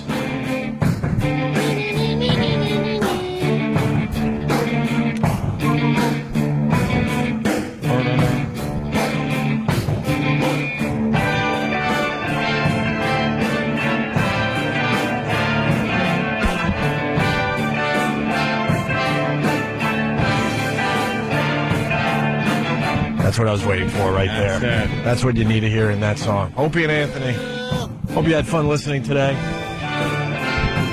I apologize for the mood I'm in. I'm going to start apologizing for my stupid mood swings. It's going to be a lot of apologizing. I knew I set you up nice there, my brother. But when if someone stole your iPhone, I think I was tame compared to what you would go through. Dude, I was fuming when stupid friggin' landscaper guy threw me in my pool and destroyed my iPhone. Remember that? I do remember that. And he even had to pay for a new one, and I got the new, better one. Danny? Or what about that one night at the Borgata where you thought you lost? Well, you did lose it. I lost my iPhone. You lost your mind as well as that phone. I was going crazy. Yeah. It was bad enough I, lost, but then losing my phone. Yeah. Oh, it was horrible. Losing your phone now is you're losing a part of you. I was a mental patient this weekend, but it made me like watch movies and go outside. And what? I was doing stuff like that's insanity. I went old school and I actually was doing stuff and I actually picked up the phone and started calling people, which was weird. Yeah. I want to do that. Try to go without your phone for 24 hours. No. It's almost impossible. Can't. It's almost impossible. I've grown so used to just going, what's the weather? And then just bam. Yeah. One button, boom, you got the weather. Yeah. What's going on in the market? I need to know stock market thing. Bam. Just stuff like that. Beyond phone and texting. Yeah. And phone and texting is a huge part of what your phone is about. Of course. But all the little, other little things all the dumb little that just things. pop up. The fact that it's, my music is on here. The email. Yeah. Banking. YouTube, if I want to get to any of the videos. My camera. It's your life. Your MMS texting. Right. Oh, that's right. I don't have your it. video. I got my video camera. I'd rather videotape it with my flip cam, Jimmy. Those flip cams taking a while. So I went back to my Pebble, which you see here. Wow, you're going retro. And I remember when I first brought this in to everybody, look at my new phone, and people actually went, ooh, ah. But now I'm back to the Pebble, and I'm like, what can you possibly do with this thing? Doesn't do anything. Get stuck in your sock. You can shake it out of your shoe. You can text someone and make a phone call. Who cares? Opie, when you said to me, go a day without your phone, you may as well have said, Jim, go a day without sunshine. Oh. Or the laughter of a child or a smile of a stranger. Impossible. Jim, go a day without looking at your reflection in the lake. My wife was like, wow, it's really nice to hang out with you the last couple of days. I'm constantly on that thing. Yeah, it's kind of neat, I guess. She's trying to like. Ooh, nice phone. I used to have that one. She's trying to rid me of my my habit, and I don't even realize she's seeing me do it. And all of a sudden, I'll hear from across the room, "Don't do that. Stop doing that. What are you doing? Don't do that. Stop doing that." There's 3 things this could be. So first of all, is it just you and her in the room? Yeah. Okay, so it's not the other guy thing. All right. Not a couple. I don't know. Just Steve from Bayshore. She means breathing. Steve. God. It's going south quickly. Steve's a pisser. That is funny. Stop doing that. I told her, I go, I know what you're up to. You know, I mean, there's an age difference, obviously. I'm like, I get a little older, and you're going to have the run of the place. You're going to just abuse me constantly. What is she trying? Is it Tiger Woods golf that she's screaming at you about? Nah, she's cool when it comes to video games and all that. She's actually cool with how I'm on my phone a lot. What is she screaming at you for? It's either blasting ones in the room. I already told her there's no way that's stopping because I can't help myself. I got a sour stomach. All right, see, that's what I thought first. I think I might be lactose intolerant. I think I got it figured out. I might have to go to the soy. When you told the little story about how you had stunk the entire apartment up, and she walked in the house unexpectedly, in the room and just went like, "Oh my God!" He gassed up the entire place, and her really nice blanket she got for Christmas. So I thought that I think she threw out. Then it's got to be digging. Yeah. All right. So that was second place. She has had it. Has she had it? She's had it. Oh, Jesus. She gave me some leeway. I can't keep my effing fingers out of my nose, and I think it's an allergy thing or something, because it just is constantly dry. You gotta get you a shock collar and just hit the button like a dog. But then I'm thinking I'm like getting away with it, and she's not even looking at me. Stop that. Stop doing that. Don't do vision. that. Sees the corner of your eye, sees the hand go up. Yeah, I guess. Wow. But is there some kind of product where you could keep your nose moist or something so I could keep my fingers out of there? I will. Tissue. I'm not even. I'm actually, instead of going for the joke, I need some advice. I'll tell you what I use. Only time I've had dry sinuses since my surgery. Look, right now I'm going like this, like I'm a coke addict or something. What happened is, it's not even about the inside of the nose. It's more the addiction. It's like smoking in that it wasn't just the nicotine I was hooked on. It was the motion of the hand. It became this comfort thing. Right. So it's a lot of times it's just you have to, in any type of an addiction that is so 50 times a day, just don't do it. Just get used to a victory of I didn't do it for a half hour. I didn't do it for an hour. It sounds corny. Right. But then all of a sudden you're like, oh my God, I was on the computer for 3 hours and I didn't do that. Just be aware of the hands to the face thing. It's killing me. But right there's now. something to it though. It's some, I don't know what psychological need it's. It's just an addiction. It's sound advice, Jimmy, but you need something a little more extreme. I say funnel. One of those doggy, put a big doggy funnel over your head. Well, how about you go septic? But I would say just be really aware of it, and just be aware that when your hands are going to your face, just say that this is serving some kind of a need. What is it? It will eventually break. But when I go with the blowing out of the nose, it's quite impressive every single morning. But you know that there's stuff going on. Oh, yeah. Me too. Constantly. Me too. Every morning, you know, it's just like a friggin' mess. I clear out the whole inner wall. That's it. But it's not about it being You get a stuck. nice clearing out of the whole inner wall where you're like, wow, how is that in there? I take the tissue and I do that kind of too. crumble it up and then make the old auger motion. Yeah. And, once I'm clean in the morning, unless I have a cold, I'm good for the whole day. How about this? It's not just about the nose, because I have horrendous sinuses. It is simply an addiction. Like, it's like scratching your eye, or it's like anything like that, where it's a hand-to-face thing. Sometimes it's just a habit that has to be broken, and it's just like, it's a Jones. It's an irrational Jones. Like, I gotta do it. It's like, but why? There's nothing there. Get saline. If you want your nose, get saline to blast up your I nose. hear what you're saying, Jimmy, but there's always something there. Trust me. It's mental. I'm telling you. Always something there. 90% of the time it's probably mental. I live with bad It sinuses. probably goes back to my dad having hankies. Hanky. You never wanted to use the hanky. Nope. Your nose is running. Here, wipe it. And then your father would hand you like a hanky. My father had hankies, too.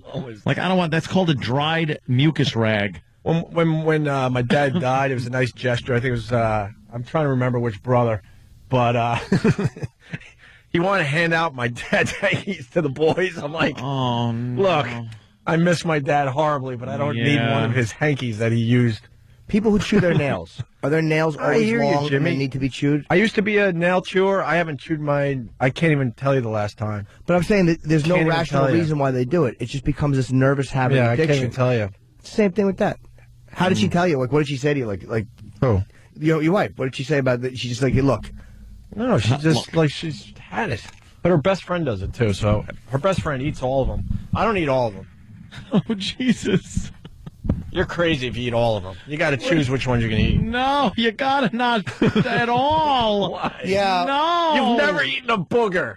I can honestly I'm not going to sit here and make believe that people aren't eating boogers out there. I could honestly tell you, with every bit of honesty, that I would swear on any loved member of my family. If we brought God in here, he'd go, well, there was that one time you probably didn't realize, but you did. Never, ever did I. How about you're 6 or 7 years old? No. I've never eaten any snot product. Let's play. I can't even fathom it. I am so grossed out by snot. Tomorrow, let's play. Yeah. Would you eat that? It's a very simple game that I just you could popped cross into my head. boogers off. No, this is what we're going to do. Everyone blows their nose in the morning. I want the staff to blow their nose. I'm not going to eat your boogers, so don't get all grossed out there. But you show me what you got in your little tissue, and I will tell you if that was mine, if I would eat it or not. Oh, my God. Dude, we would put pictures up on the web, and you can play along at home. Because you really have to choose the ones you're going to eat. I've eaten boogers. I mean, we all have. I mean, Ann hasn't. But it's not, for me, it's not. Yeah. It's not, for me, it's not a thing. Yeah. But you see, now I'm watching you do it. It's like, I know what it's like. Believe me, I'm Nick Nervous, and I'm Harry Habit. I can't stop. I blink left rapidly. But I'm the same way. I'm not. I don't want to hear Jimmy's therapy crap over the nose thing today. You don't have to, but it's the truth. No, it's not. It's just that my nose constantly has boogers in it, and I'm pulling them out. Okay. But I'm trying to blow out my nose. It's losing it. Jimmy's trying to get a deeper meaning, and I'm just trying to stop. But if you don't look at it for what it is, as a habit, it's like if you blast saline up your nose, yeah, because that will clear it a little bit and make it a little bit moist. I did a little lotion, and that seems to help. Yeah, but it's the addiction of hand to face. I'm telling you, I don't know what the psychological reason is, but it is an addiction. Rather do A to mouth. Oh, me too.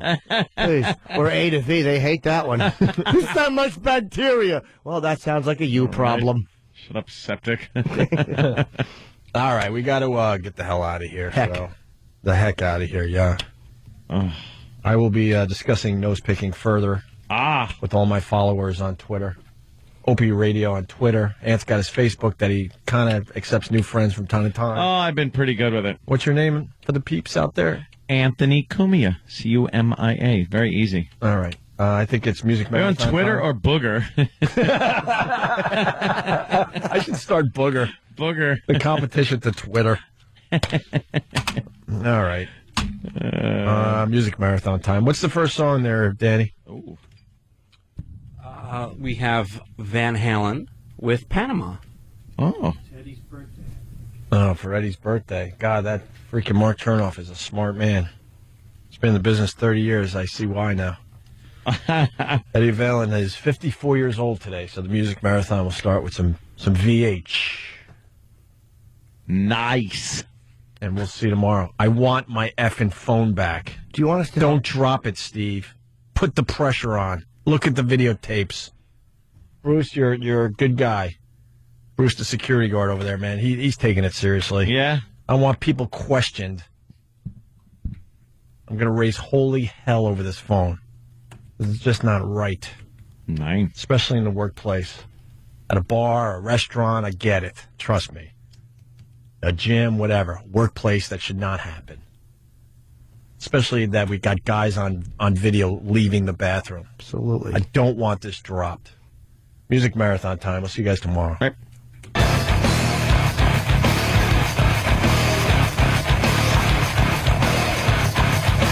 Whatever.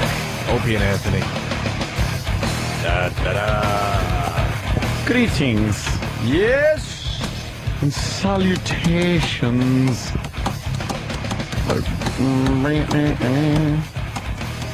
Get my volume right. There we go. Ah, la la la la. Check. Very good. There was something, and now I can't remember. I can't remember what I was gonna say. Shit.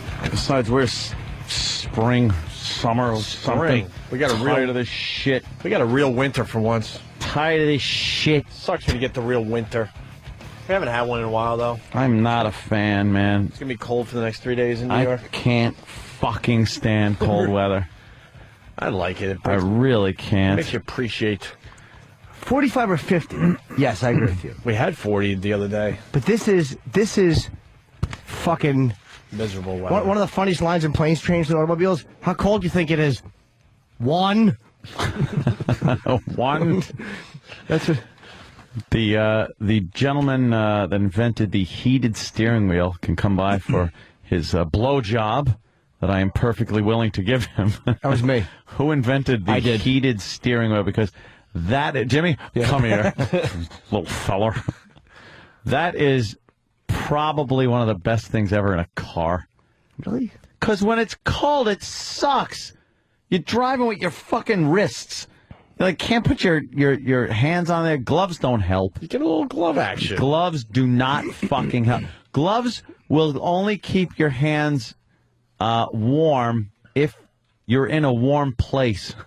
Gloves get as cold as the outside is. Mm-hmm. Gloves are stupid. How about heated seats, though? I get that works too. The heated seats, the heated steering wheel, turn the fucking heat up. I remember when my heated seats worked.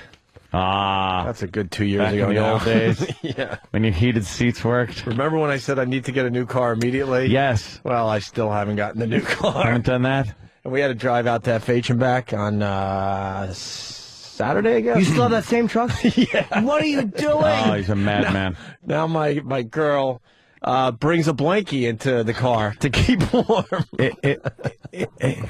Dude, I went to Mercedes to look because someone I know hooked me up with a guy there. They were honestly, I'm not stumping for them, but they were fucking amazing. Yeah. They show. I don't know if I'm going to get one because I'm scared of rear wheel drive, so I may have to get a little bit of a truck. Yeah.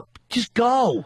Go look at one. I'm testing my girl. I want to make sure she truly loves me before we get the new car. Wow. I want to see what she'll put up with. The hell are you waiting for? Get rid of that hunk of shit. We're going out to FH, and I go, what are you doing? She goes, oh, I'm getting a blanket. You know, because my side of the car is cold. She should not have to get a blanket in a vehicle like you're in a covered wagon. I go, well, you drive. You'll be nice and toasty, because that side of the car is nice and toasty. She don't want to drive. She How just wants to romantic be warm. is that? You drive and you'll be. I'll freeze. How about this? Get a nice fucking new one. Let her smell new car smell. Yes. Look, I know it sounds pathetic, but now we won't drive the car for another 2 weeks, and now it'll be out of sight, out of mind. I'm not driving this until car the every next day. time you have to. And then she'll have to get the blankie again. Get a new one. I go, how you doing on the way home? Because it was really cold Saturday because the temperature dropped to like single digits. Oh, my God. She goes, I'm warm except for my feet that I can't feel. How about this? This Was 1 in the morning. She's had enough of the car situation, too. Let's do this. Let the girl smell nice new car. Leather seats. She tolerates farts all over the apartment. Fucking the new blanket being spoiled by fucking gas and lactose intolerance.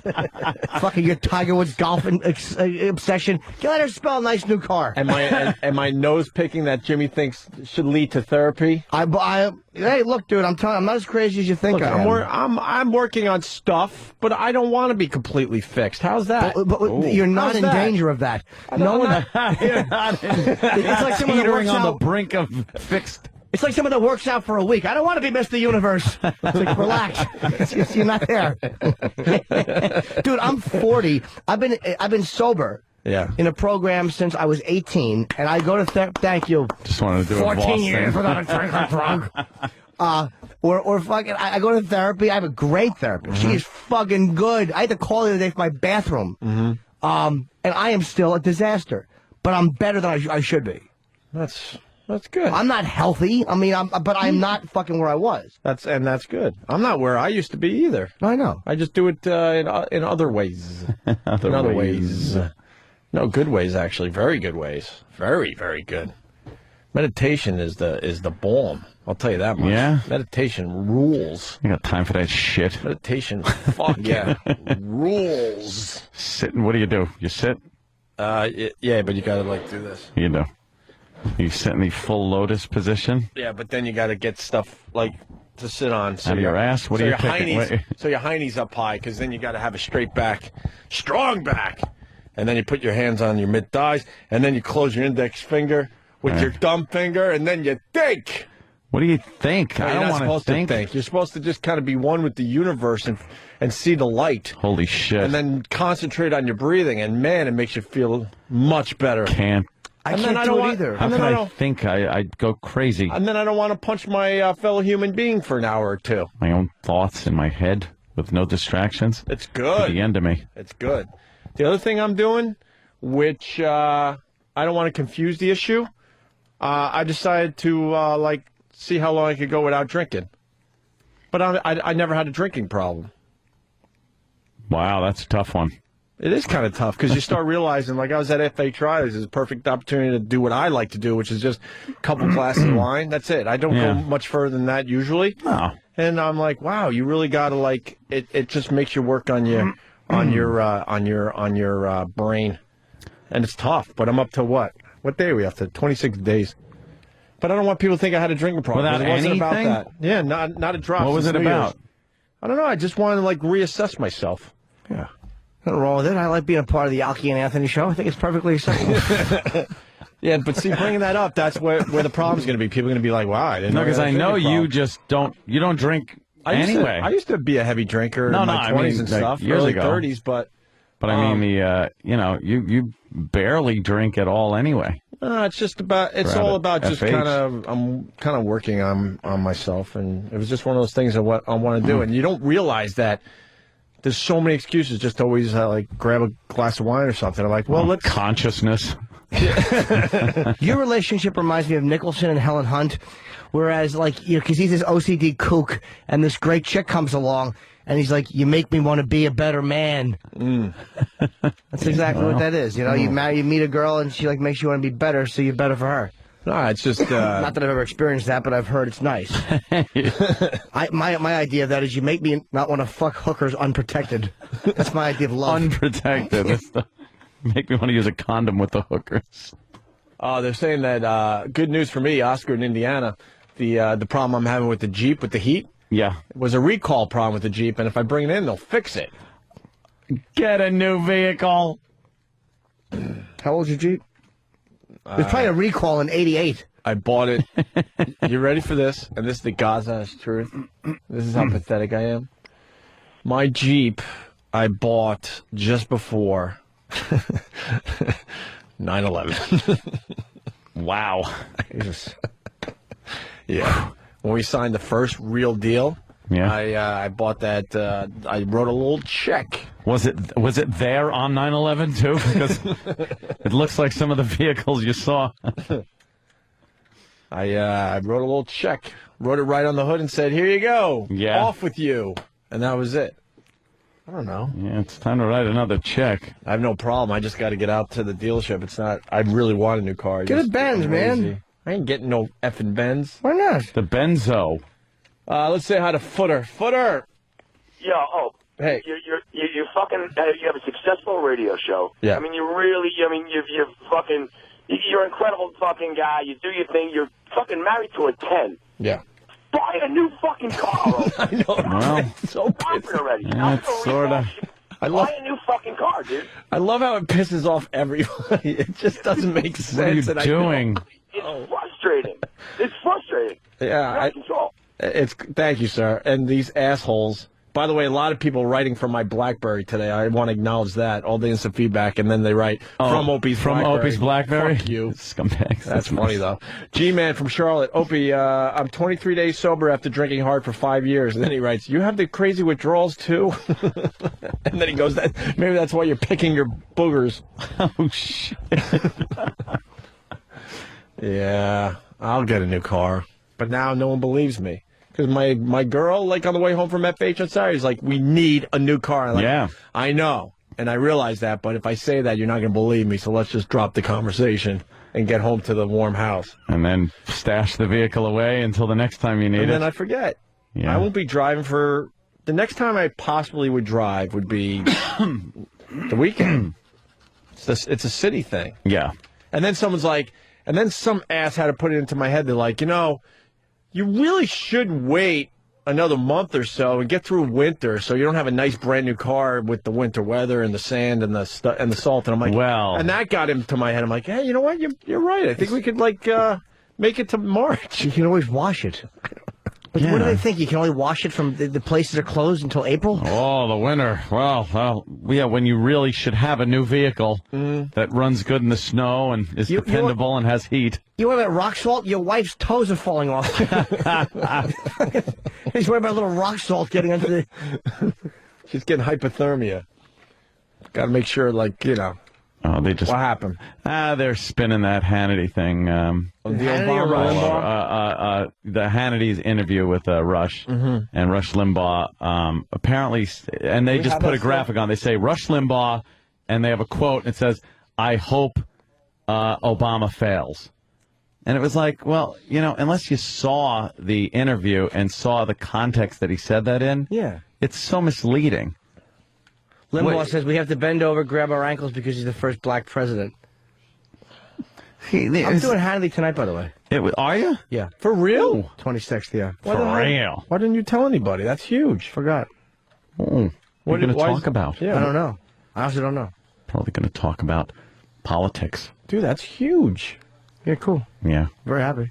And Red Eye tomorrow, I think. It's all about Fox. Screw Red Eye. Freaking Hannity's prime time. We gotta get Greg back in. Screw Greg and his Red Eye. Greg. Now that Hannity wants you, you don't need Greg anymore. I'd step over Greg's dead body to shake Sean's hand. No more Combs.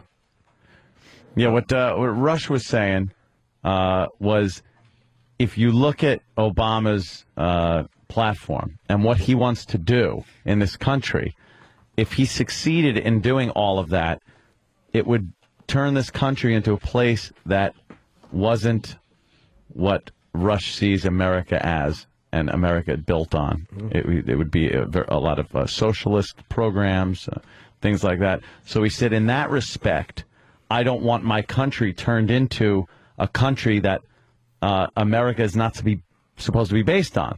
So I hope those programs fail. And then they say, Rush says hopes Obama fails, because that's the soundbite that you want to get. It's so misleading. Fucking press. Ugh. I love the press. I agree with that, by the way. I have no problem with agreeing with that. I think Limbaugh says a bunch of like stupid shit. He's a hardliner that won't ever fucking deviate from the right. But in that instance, they're really making it look silly. Like he just said, yeah, I hope he fails. Because why? He's a Democrat, because he's a liberal. See, there it is again. They just have a quote, I hope Obama fails. Is that O'Reilly being interviewed on MSNBC? No, that's what's his name? Buchanan? Oh, Pat Buchanan. Okay. Hey, we have the Rush Limbaugh disc. I threw it aside because I thought that was becoming old news. Oh, yeah? It'll be in our bin. Yeah, it's starting to get some... It's got legs. I mean, the press is starting to pick up on it. But it's perfect for Limbaugh's show to have Obama in office. Oh, I know. His ratings are going to be massive. Who cares that he said that? He's a talk show host. He's allowed to say that, you fucking faggot Americans. There you go. Holy shit, you fucking pussies. He's allowed to say that. Yeah. Isn't that ridiculous? What a nation of fucking assholes we are. And they make it like, oh, and they do bend over backwards because he's, the first black president. Someone wants to argue about Obama with you, Ant. Rick in Sarasota. Rick, hello? Why do you say half? Just to irritate people out there? No, because he is. He's half, and he was raised completely by a white family, so. Rick. I'm sorry. I'm calling from the South, where you would think that I would be a good, flag-waving fucking Republican, but I feel that Obama is going to be a good thing for this nation because we need those social programs that you and your Republicans think are going to bring this country to its fucking knees. Yeah. For the last 8 years, our president has done nothing to bring money back into our country. He's taken it and shipped it overseas and done nothing but bring us to a world power and not a world leader. Yeah. So how does... What the hell good does that do for us? All right. Could you tell me what good it does to give checks to people that don't pay taxes? I don't want to give... Call it a tax rebate. He calls it a tax rebate when it's a welfare check. It's a check you're giving to people that don't pay taxes anyway. Well, what did Bush do? You're telling me that the economic stimulus checks were any different? Yeah, they were. Those went to taxpayers.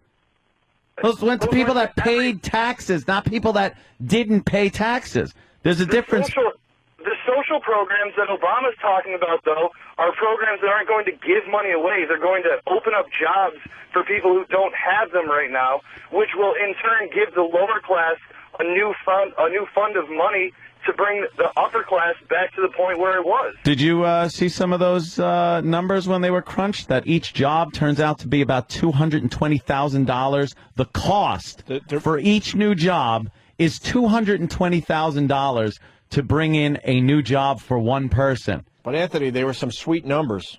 Oh, those are sweet numbers. Could take care of that right here in Brainerd. That to me is not economically sound when you are spending $220 to get an individual a job that probably pays a hell of a lot less than that. To me, that isn't really... $220,000, you mean? Yeah, no. 200. Oh, yeah, 220,000. Yeah. What do you mean it's cost money to bring him a job? I'm not sure what you mean. For his program, this economic program, this jobs program that he wants to put in place, it will average out the amount of money he wants to spend on it. It will cost $220,000 to get one person a job. But what That's those the jobs cost. are doing is rebuilding the infrastructure of this country, Well, which has been I agree. left to shit. Dude, I said right from the start, I go, one of the best programs ever was when we put people to work by building highways and stuff, but you can't spend that much to do it. You have to go down the line and figure out a way to cut that so it doesn't cost as much to give people those jobs. They need to be government-run programs in order to get that done. Dude, government-run program isn't a social. Don't mix that up with socialism. If you're fixing the infrastructure, if you're fixing bridges and roads and whatnot, and putting people to work doing it, that's not socialism. That's giving people government jobs. If you're just giving people money out of the pockets of people that have made money, that's socialism. Exactly. I see what you're talking about on the fact of giving money away, and I don't think anybody should have money given away, but I think that there needs to be government-funded, government-run, completely, set aside on a tax-based income. The money needs to come from the taxpayers and be spread out that way. But see, that's what we've done, and if it's to, like I said, to build an infrastructure, highways, right after World War II, a lot of the highway system was built that way, and during the Great Depression, a lot of people were put to work on a lot of these government programs. And all that.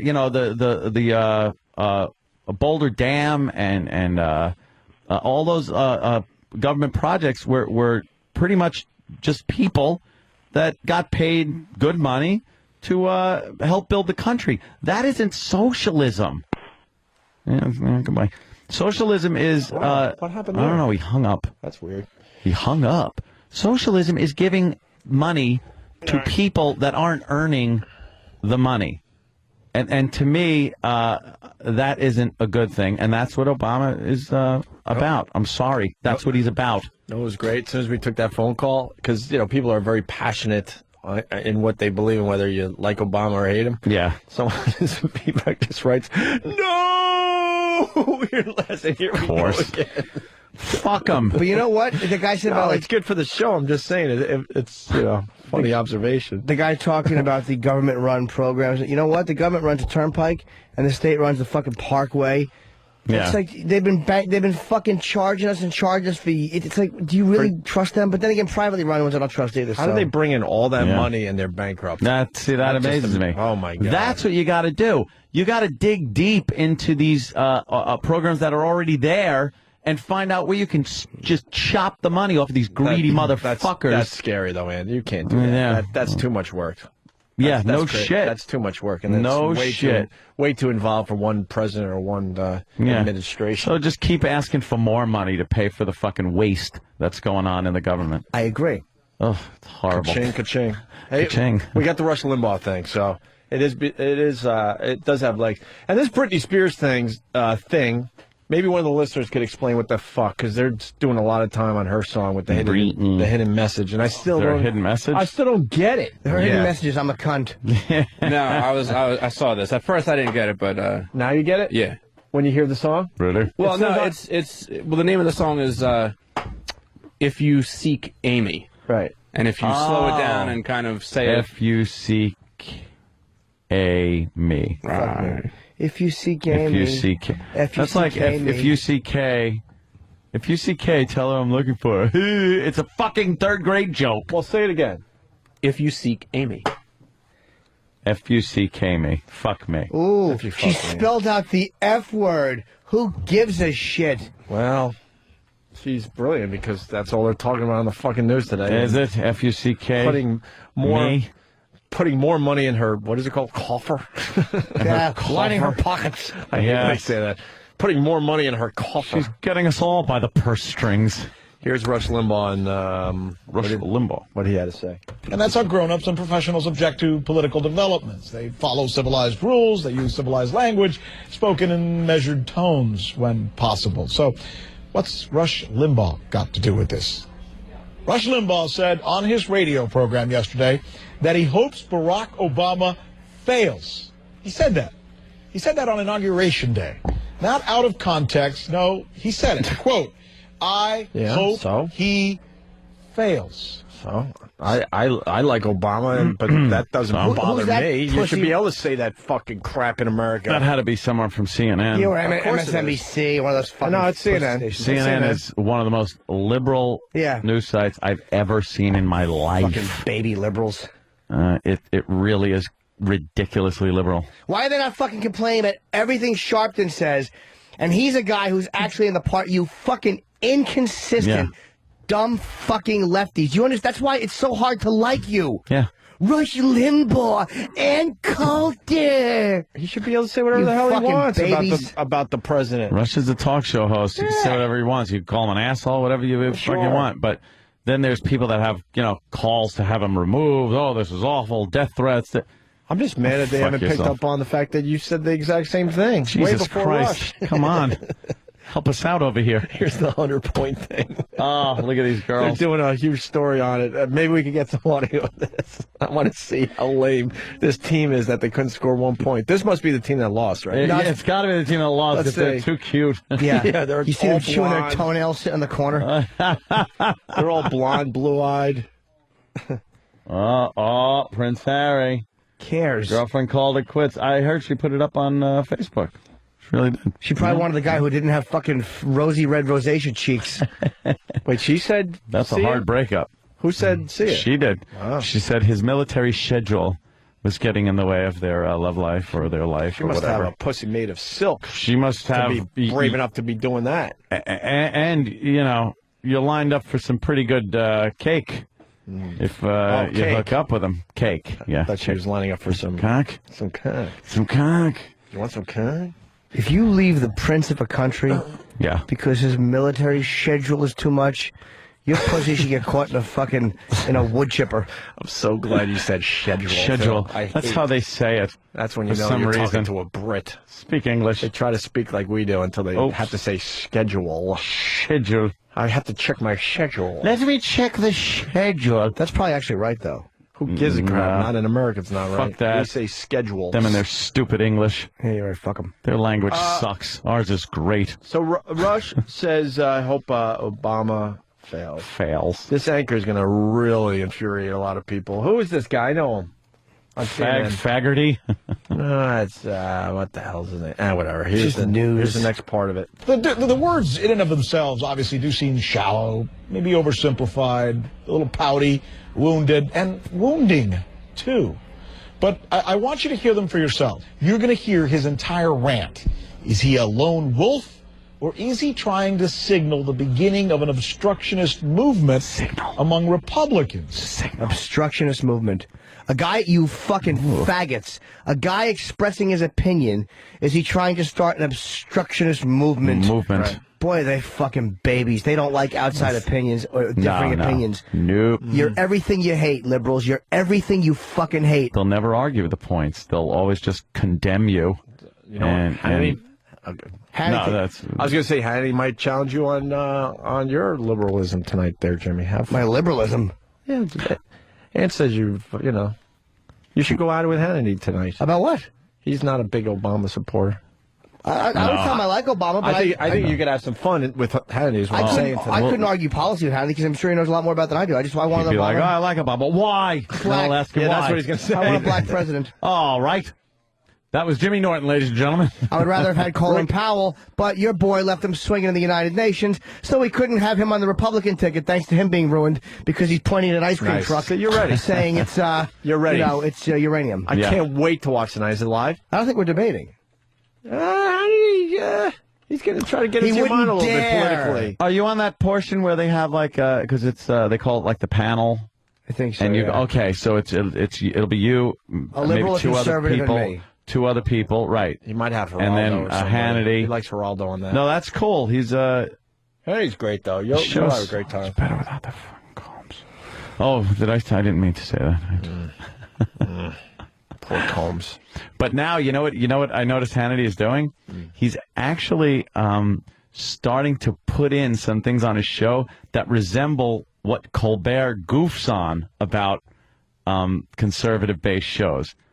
Like the word of the day kind of a thing, and Hannity's really doing these things, but almost tongue-in-cheek. Like, all right, Colbert can goof on this, but let me do it, but I'll be serious. I'll show you how ridiculous these motherfuckers do sound, because he's got this lib speak, his lib word. You know, I don't know the exact title of it, but it's this double talk that these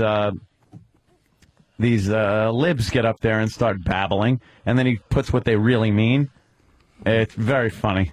Yeah, he just does an amazing job. Yeah. Colbert Report. The Colbert I like to say Report. report. Colbert Report. The anchor is Rick Sanchez. Okay, so this is what Limbaugh said. Sanchez, dirty out of Sanchez. his own mouth. I don't want. Look, what he's talking about is the absorption of as much of the private sector by the U.S. government as possible. From the banking business, to the mortgage industry, to the automobile business, to the healthcare. I do not want the government in charge of all of these things. I don't want this to work. So I'm thinking of replying to the guys, okay, I'll send you a response, but I don't need 400 words. I need 4. I hope he fails. Now, that is in context, you dumb fuck. Holy shit. He said, I hope so. He No explained context. why he said no what nothing. he said. Yes. Unbelievable. You liberal babies. The fact that guy is expressing a very legitimate concern. Point of view politically. Sure. Yeah. He says, I don't want the government in charge of all these things. I hope he fails. Yeah. In getting the government to be in charge of this absorption. That doesn't mean no matter what he does, I hope it fails, which is the way they are presenting it. They are fucking sickening little children who cannot fucking go head to head with them, and they can't fucking deal with Hannity, so they want them you fucking babies. God, I hate them. Liberal media has never been able to go head to head with conservative talk shows. Fuck. And you can rip apart conservative talk shows because a lot of times, like I said, they just toe the party line, and they're very vulnerable. You could rip them apart, but they just can never fucking get it done. Because Rush has been sticking his dick in. I'm not even in love with him, but he's been sticking his dick in their mouth for all these years. How about this, you fucking babies? When you hear that, how about instead of like you do harping on the little knee-jerk reactionary thing at the end, how about you address what he said about the government absorption of banking and the auto industry? How about you address the point he made instead of that little bit of window dressing at the end? The soundbite. How about that, you fucking knee-jerk reactionary idiots? Just to throw a little more info. Assholes is right. I just want to throw a little more info into this.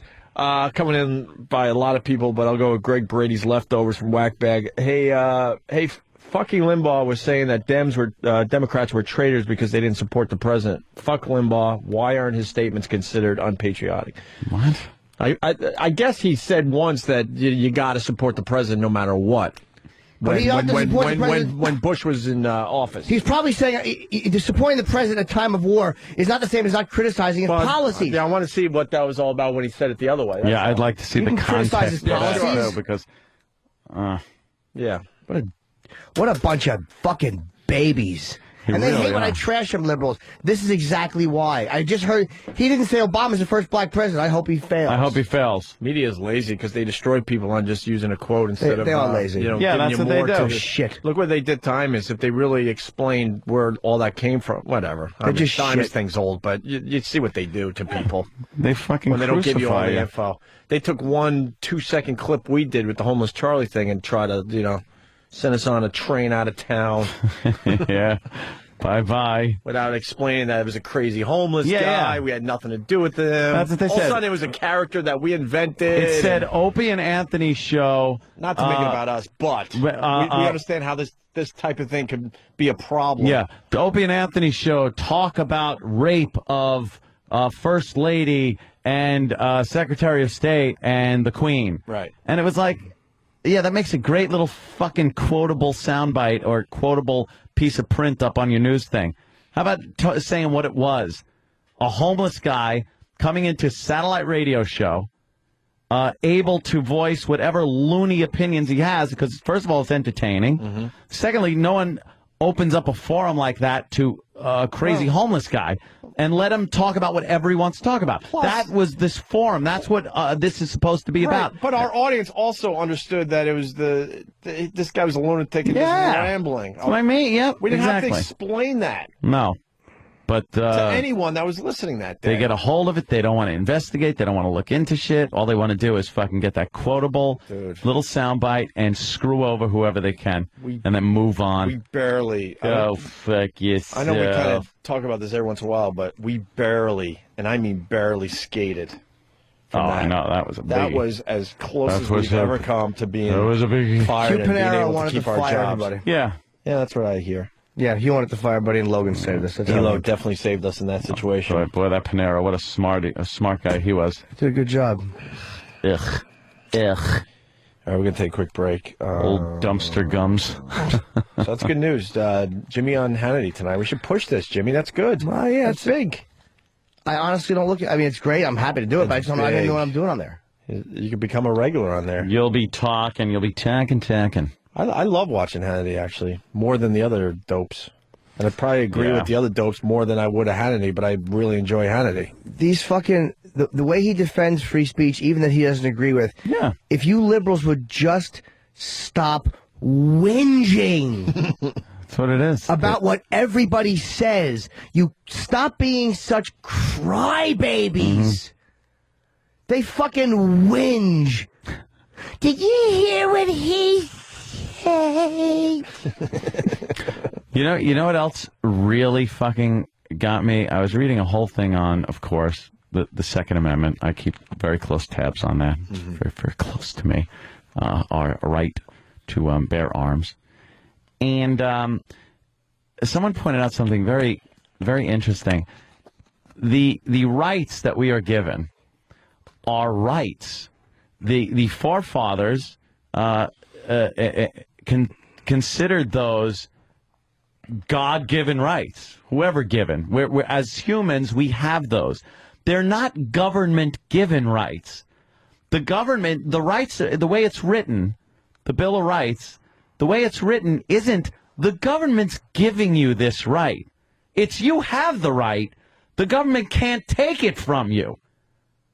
But a lot of times these motherfuckers get in there and think the government gave you this right, so we can also take it away. No, it's your right as a living human being to have this. We're just writing it down to let you know that the government can never take this away because it's not theirs to take. Can I throw something at you? Yeah. Let's say that we come up with a gun that has nuclear capabilities. Yeah. At that point, would you allow the government? You would not be able to have that. We can't have machine guns, and people, or even the NRA, or right. For the most part. I mean, as far as following the Second Amendment, where does it get to the point with you where you go, all right, yeah, that obviously is a problem.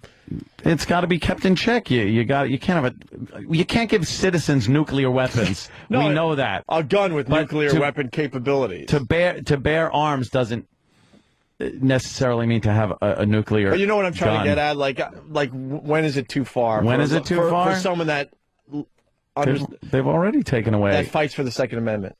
They've already taken away. No, I'm not even saying that. Automatic like for you, because weapons. I know even like taking automatic weapons away, that pisses you off. For me, I think any type of semi-automatic rifle, I don't care what it looks like. If it looks like an assault rifle, should be able to have it. There's been a machine gun ban in place for forever, so that doesn't matter. Handguns, as far as pistols go, right? What limitations do you see there? Especially if not automatic, but just fucking any handgun. But you understand the point I'm trying to make is like, when does the government have to? Because it kind of maybe has to like save the country. They have already. They've stepped in. You're not allowed to have incendiary devices. No, I know, but you can't have. Yeah. There are laws in place that say you can't own certain things. But I'm talking the other way. We're already in a good place, relatively speaking, to how many people want to completely get rid of guns. Right. I'd rather have it a lot easier in certain cities to be able to get a licensed gun. And by licensed, I mean, I'm for background checks. I'm for FBI background checks. I'm not one of these guys that think you should be able to fucking go into a drugstore and buy a fucking gun, right? And just walk out with it. That's, you got to check the people. That's fine. But don't tell me I can't. Background checks? Yeah. Yeah. Okay. Yeah. They want. It's in their best interest to have guns in the hands of law-abiding citizens and not criminals. Oh. Let's go with video games. Blue Healer from Kentucky. If Anthony has played Fallout 3, he would be wanting a Fat Man, which is a mini nuke gun. Oh, I could get a Fat Man? Where do I buy a Fat Man? Should we allow people to have Fat Man? If you can afford it, fuck yeah. Buy me a Fat Man. No, I'm just wondering, like, as far as the Constitution goes, it's just an open question. Like, when does it get to a point where the government almost has to go, and maybe not even just with the Second Amendment, like, fuck the Constitution, holy shit, we got to make some drastic changes to save our country. You could probably look at any of the rights in your Bill of Rights and go that extreme with anything. Sure. I get that. Freedom of speech. Take the First Amendment. Mm-hmm. Freedom of speech. There's plenty of instances where you don't fucking have freedom of speech. Course. Where's the line? Like you talk about that. When does it get to a point where the government goes, has to fuck step in. the First Amendment, we have to do some drastic things here to save America? That's been done. Time, place, and manner, I think it's called in the First Amendment for free speech. Can't yell fire in a movie theater. You cannot incite people to riot, and there's something else you can't do. But they already have that in place, things that where free speech is not covered. What if they get really nervous about the internet because how everyone is connecting with each other and interacting, and they finally have to go, oh, wow, this could destroy But the thing is that in the Constitution? What? In the First Amendment? Mm-hmm. What you just said? Yes, I believe it is. Time, place and manner. I believe it. Again, I'm going back to high school. Mr. Anderson was my teacher. I believe it is that's what free speech. I don't know how it's stated in there. Maybe that's the way people summarize the asterisks for free speech in the First Amendment. I don't know. Right. Yes, sir. Yes, sir. Sorry, I was just looking that one. I'm sure there's a lawyer that can call and tell. I could be mistaken, but I know that stinking it does not. Lawyer. It does not cover certain. By the way, things. As far as the gun thing goes, I used to be kind of a rah-rah. Yeah, let's get the guns off the streets. Until my pal here, Anthony, kind of like educated me about the whole thing. It's yeah. So I'm not as rah-rahs about that as I used to be. No. No, because and then I did more of my research, and the bad people are going to get the bad guns. Yes. Congress shall make no law respecting an establishment of religion or prohibiting the free exercise thereof or abridging the freedom of speech or of the press or the right of the people peaceably to assemble and to petition the government for a redress of grievances. That's the First Amendment. It says nothing about anything of where, when, who, but how. But then again, that's like saying that you could walk in and yell, "I'm killing the president with a bomb." I'm saying that that's what I mean. That doesn't. Free speech does not cover that. So why doesn't it? Where does it end? Exactly what the Second Amendment, what Opie was bringing up. I'm just trying to. But is that the whole equate it. amendment, or is that just a summary of the amendment? That's the amendment. Because amendments are a little longer than that, I believe. Each amendment pretty short. The amendments. Nope. Each amendment is about 100 pages. Shut up. No, but they knew no one wanted to read that much, so they kind of summarize. Yeah, I'm telling you. Second Amendment is the Cliff Notes. One fucking sentence with a couple of commas that have really thrown a monkey wrench into it. The commas. What is this? Or maybe time, place, and manner is what the courts have said free speech doesn't cover? That's it. Now, the courts, on the other hand, have done that, but I'm looking at the original fucking meaning of the First Amendment. Well, the Constitution is supposed to be interpreted. They say it has to be interpreted. That's what the Supreme Court's job is, to interpret the Constitution. It can be interpreted or bastardized. It could be fucking turned on its head. Interpretation is such a vague fucking thing, especially when something like the First and Second Amendments are concerned. That well played, here's the second, and this is the one that fucking gets it. A well-regulated militia, comma, being necessary to the security of a free state, comma, the right of the people to keep and bear arms shall not be infringed. The militia part throws everyone into a fucking tizzy. Right. They're like, that means the National Guard. That means the Army. Right. That means what was going on back then, not now. No, a well-regulated militia was the people. Right. Was the fucking armed public. That was the armed citizen, your neighbors, the guy that owned the fucking general store, the fucking whatever else it was. That was the militia. And it says, then, comma, being necessary to the security of a free state. That is necessary. In order to have a free state where you won't get into a totalitarian government, it is necessary to have the ability for the people to form a militia. But therein comes the last part, the right of the people to keep and bear arms shall not be infringed upon. That's the most important part, because it makes sense of the first part. But the Constitution, it has to be interpreted as times change. Like, I know that when it came to, like, it was Brown versus Board of Education, it was separate but equal, like black and white schools. They said the mindset of the Constitution authors should be taken into account, what their intention was. Because, again, if you want to be technical, back then all men are created equal, or whatever it says. Again, blacks were considered 2/3 of a Not citizen quite for men, voting purpose. Right. So it's like you have to get into the mindset of these people. Because if you just read it by, the letter of the law is this, well, then we have to look at where they were when they wrote that.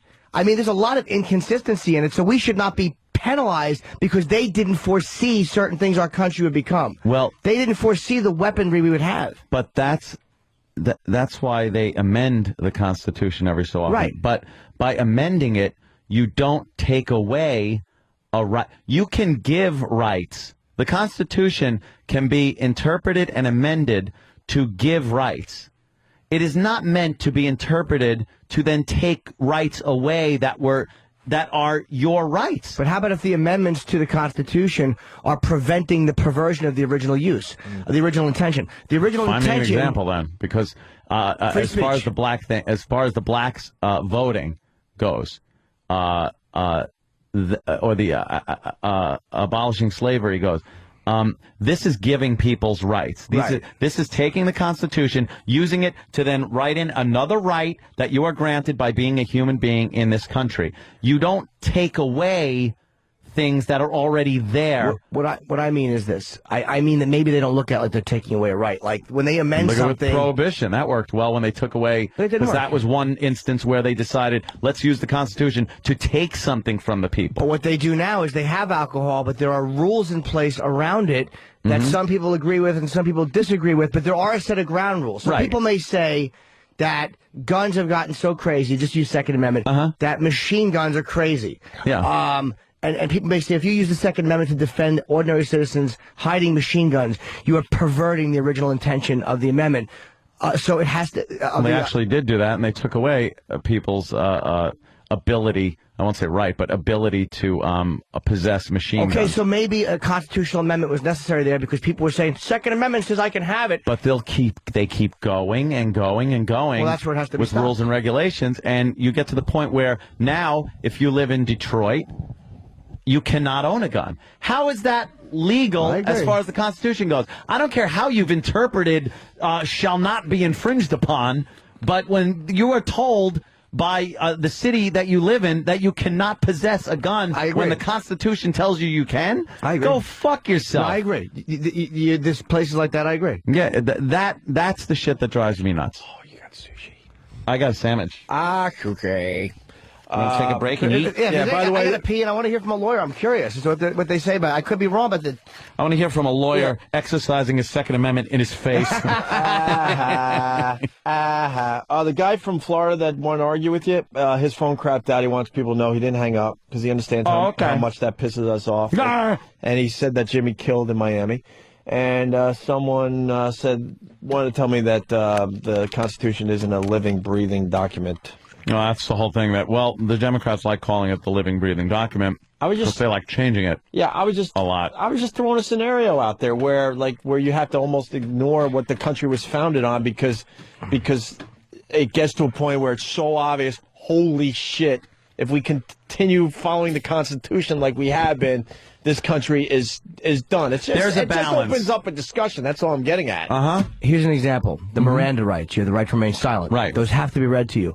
How many times have you seen that well-intentioned right perverted and misused? And when it is, we're like, what the fuck are they falling back on that shit? That's not what that was intended for. To let fucking pedophiles walk free because someone didn't read us our rights. Uncle Paul. But you know what I mean? But that's a great example of the perversion of something that was well-intentioned. There you go. All right, we can continue. There's a history teacher. I'm losing my mind listening to you guys. That's Jeff on Long Island. Why? Good. Jeff, we're going to you next. Definitely, if you can hold through, hopefully, a short break here. Opie and Anthony, stay there. Wow. That's what I have to say about that. The history teacher. Yes, I've always been very good with teachers. Jeff, Long Island, how are you, sir? Good morning, gentlemen. How are you? Good evening. What's up there, old butterscotch fingers? Hi. You're on there! All right, Teach. What do you got, Teach? Guys that drive me crazy before. Really scary that I'm actually agreeing with Anthony on his interpretation of the Second Amendment. Well, thank you, sir. Okay. I usually don't agree with you on stuff. It's just kind of scary. Well, yeah, it is. I say, when I'm doing this stuff with the kids in class, basically the problem is you kind of go into it and say, all right, these guys wrote this document 200-something years ago. What makes it, like in class, I got to tell the kids it's a living document because it changes as society changes. So when the courts are interpreting it, they're looking at modern times. They're looking at, obviously, their own perspectives and points of view. But it's basically stating, that one in particular, I don't understand how a state could tell you can't have a gun, or a city could tell you can't have a gun when the federal Constitution says that you can. It's completely ridiculous. Exactly. Can I jump in for 1 second and go with the Constitution 101? When they wrote this thing, but when they wrote this thing, and I really don't know the answer, did they understand that this document would have to change as America grew or not? Yes. That's the premise that most people would say. But is that open for interpretation, or was it where they said, look, we got this, but it's going to have to change as we develop as a country? Do you know the answer to that? Yes. There's an amendment process. Yeah, that's why they allowed it. They didn't just say, here's your 10 commandments, right, and you will live by these. Right. But that was my point. My point is they left things to add on. Right. It's not there to take the existing rights away. It's there to give more rights as times change. I know the interpretation of the rights that are there already is a big issue, as far as being called a living document. But there are certain rights that are just your right as a human in this country that are not to be infringed upon. I don't know how much more clear that has to be. I think sometimes what the point is something like, if something has gotten to a certain point where it presents, I think, what people see as a real danger, then the right of the people to be safe and secure is greater than the right of the individual in the sense of a machine, like saying making machine guns legal for everybody. The right. You just fucking sold. I have to say, yeah, you got to go. The Second Amendment's very, very clear. And again, it's one sentence that has created thousands of court cases, thousands of volumes of stuff. It's very simple, and it's a modern thing. We look at it and say, okay, then they've got to amend it if that's the case. Jimmy just sold me illegal search and seizure. Fucking wiretaps. No, you just did. No. You said, isn't it better that the people be safe than have some of these rights? I said, no, what I'm saying is this. I'm saying through constitutional amendments, not illegal search and seizures. I don't mean illegal. I mean changing the fucking laws. A lot of people would argue George Bush put in effect certain things that took away people's rights under the guise that we are making you safer. There is no guarantee of safety in this country. There is a guarantee of your rights. You're right. Which are not to be taken away, even at the cost of your safety. But then you're making the same argument that people who say Guantanamo is wrong, and people who are saying like that side of it, like, hey, they didn't have the right to search him. Dude, so if they're holding innocent people in Guantanamo, then I'm saying, yeah, that's fucking wrong. But guilty people. But yes, that's guilty people. That's the difference with what my thing on Guantanamo is. We do have the right as a society. But I'm not saying that the right of the people can mean sure the individual has no rights. But if one of the rights listed in the Constitution, here's an example of it. In yelling fire in a movie theater. Yeah. That is an individual's right being perverted and endangering the rights or the safety and security of other people. So we as a society have the right to come in and go, you know what? You cannot do that. Your constitutional right does not cover that because it endangers all of us. So to me, that's not selling illegal search and seizure or wiretaps. That is saying that when there's a right that's being used to infringe on other people's rights or to endanger us, we have a right to go, nah, we have to put a little stop on that. You got to go back to the old Spock line that the rights of the many, the many and the few thing. Old Spock. The old many and the few thing. Finally understood that when he stuck his face in that radioactive shit, sure didn't he? Did. I'm right there with you, Ed. Let's discuss this a little bit. And then he did that thing after that. I hear you. Appreciate the time, guys. No homework tonight. Good. All right, there. Yay, no homework. Yay! Oh, come on, teacher. You're the cool teacher. I hope Vic Morrow pulls a knife on you. Vic Morrow. What's that, Blackboard Jungle? Blackboard Jungle, yeah. Glenn Ford. Put down what was Sidney Poitier's name in that? Sidney Poitier. Yeah. Sure. A fine actor, Sidney Poitier. You think he was the cool teacher, has class outside when the weather's warm? Oh, yeah. He didn't get his homework. Right? Got rules. No homework. He fucking rules. All right, you want to move on? You want to continue with this? What do you want to do? What do you want to do? Lit. We got some calls. Why not? Well, I think we did this point already, but go ahead, Mark. Hey there, Mac. In Houston. The Second Amendment, originally when the Bill of Rights were written, they didn't apply to the states. Huh? It's this doctrine called Incorporation. And when the 14th Amendment was passed, then the Bill of Rights began to be applied by the states by the court.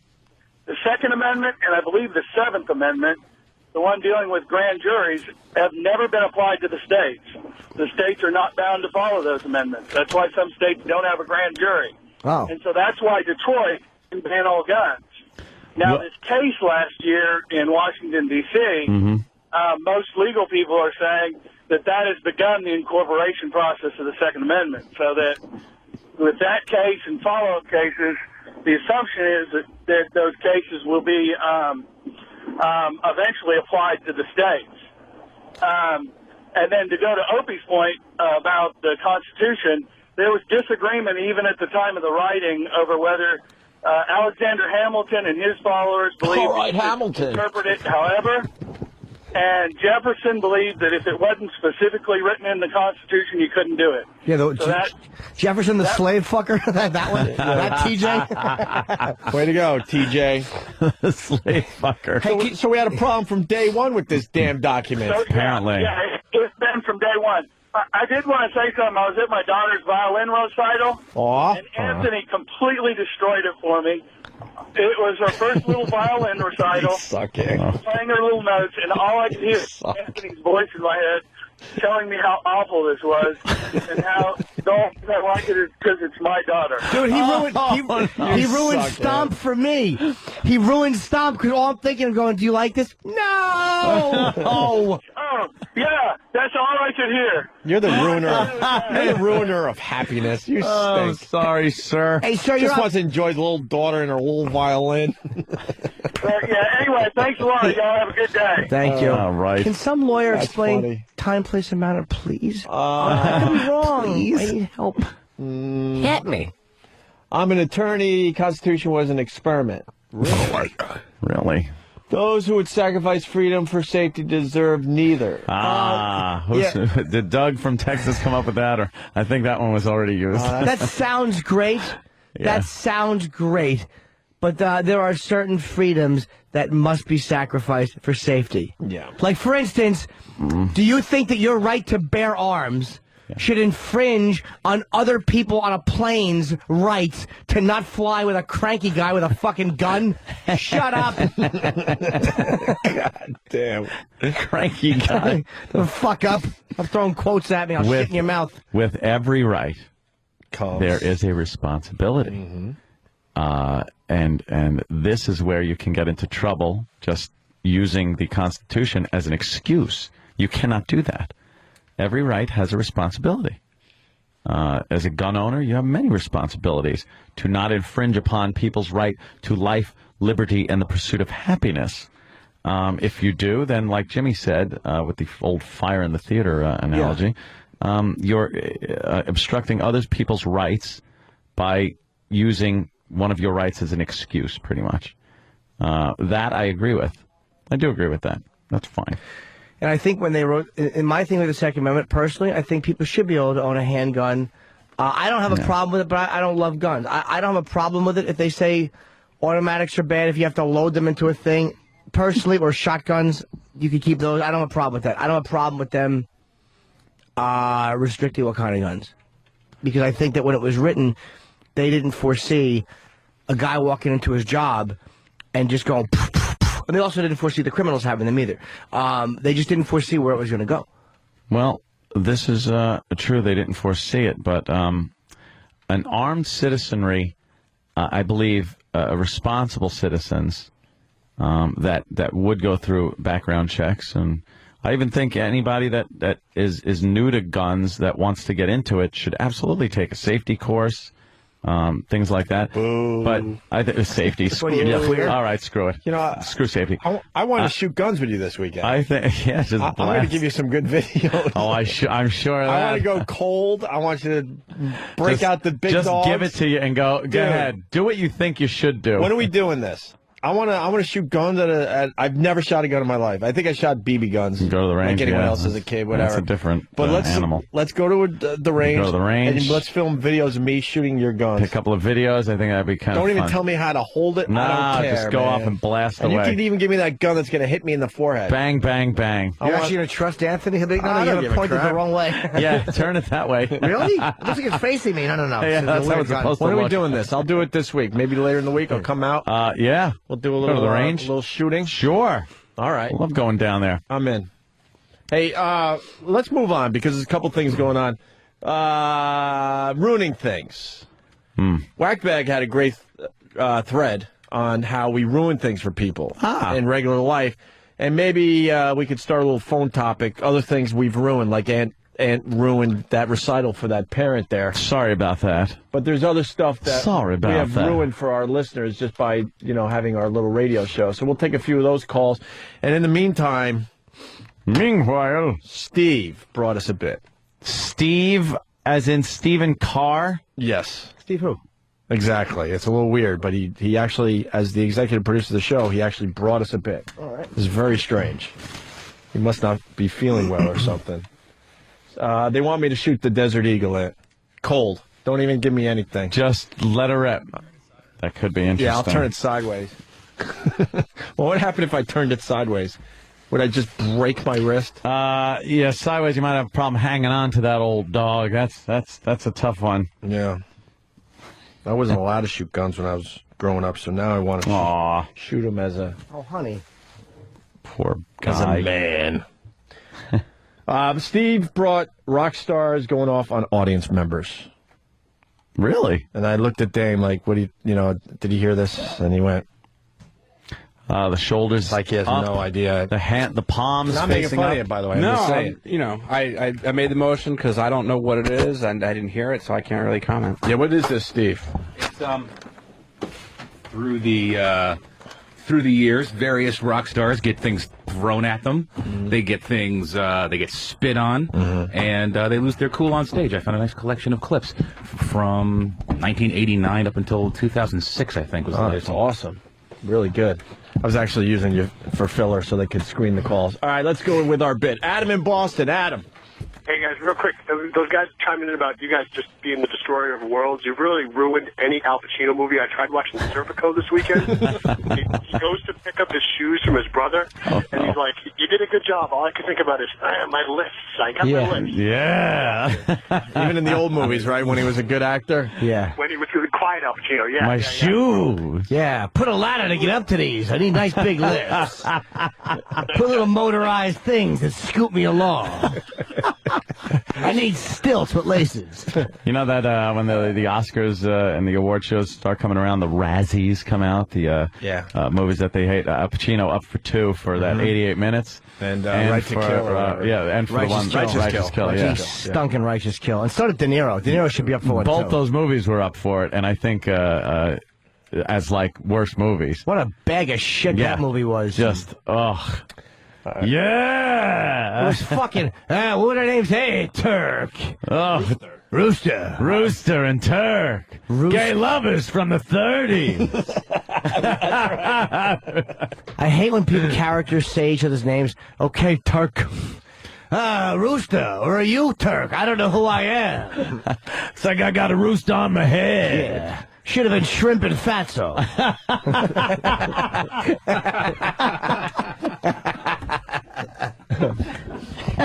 Let's go to phones. Now they're lit with things we've ruined. Gary in New York. Gary.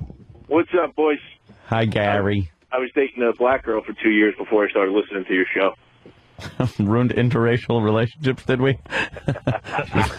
I say, look how I say we. All right, let's say hi to Newsday Laura. Newsday Laura. Ah.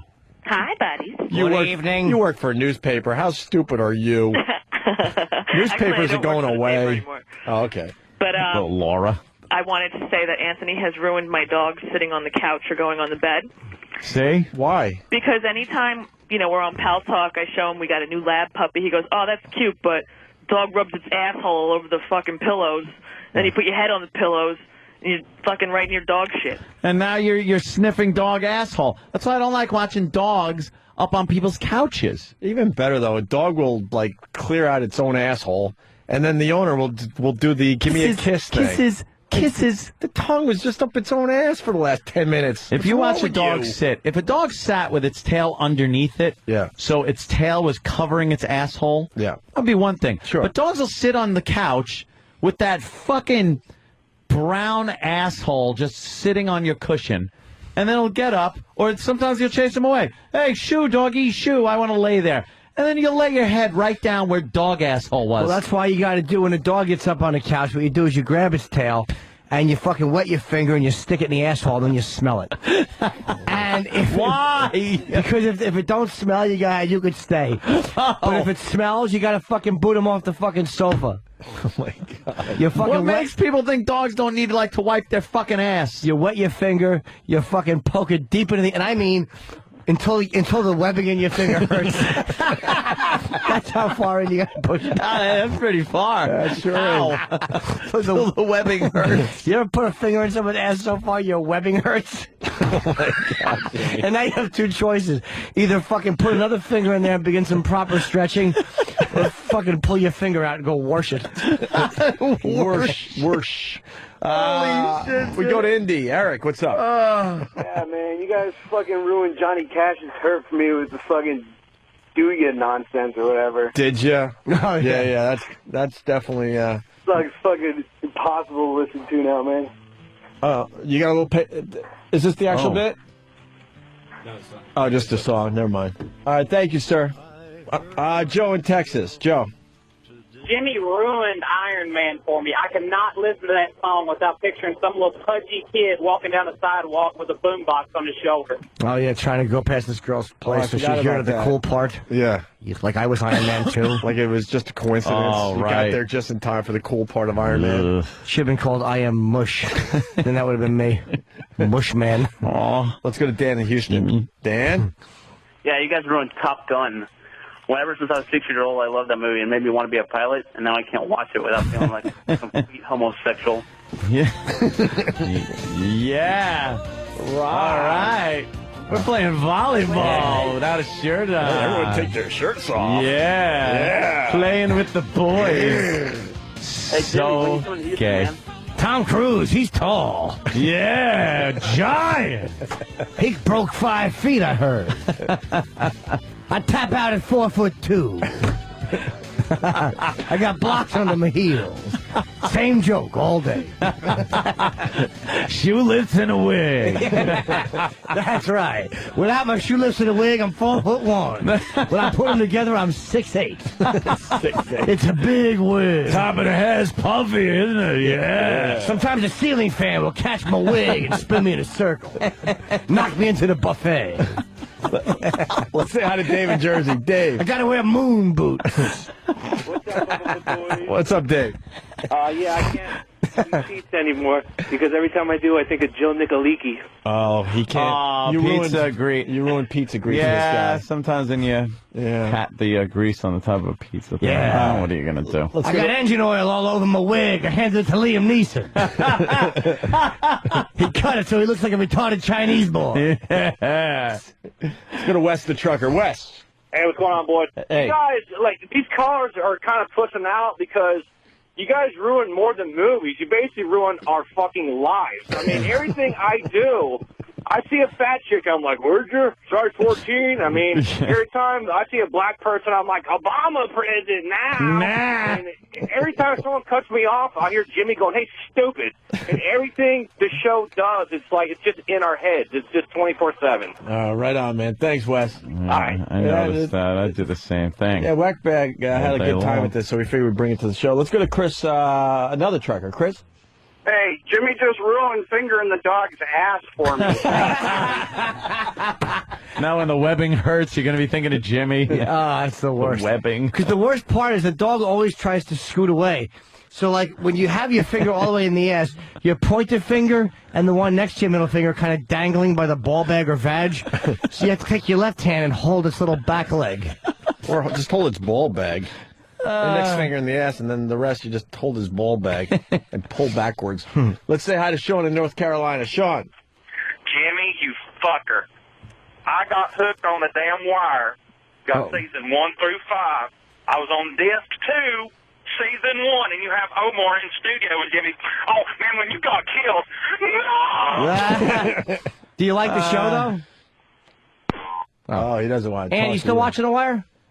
No, you know something? My DVDs are still there, but I kind of just stopped popping them in on season 2. I know why. You don't like it? I started watching other shit. Yeah, but season 2 you got to get past because Go then it back gets to it. really good after that. I know. Go back. You'll fall in love with season 2. Trust me. There's some know. good It's shit that okay. happens. Season 2 is I okay, but compared to all the other seasons, I have taken a break. that was pretty brave on their part to do that whole turnaround with season 2. Yeah. Very brave because they could have lost a lot of people through that. Go Jay back in to Rhode it. Island. Jay. Good evening. Good evening. Good evening. My favorite band since I was about 6 years old was Van Halen. How old are you now, Jay? What's up? You guys suck.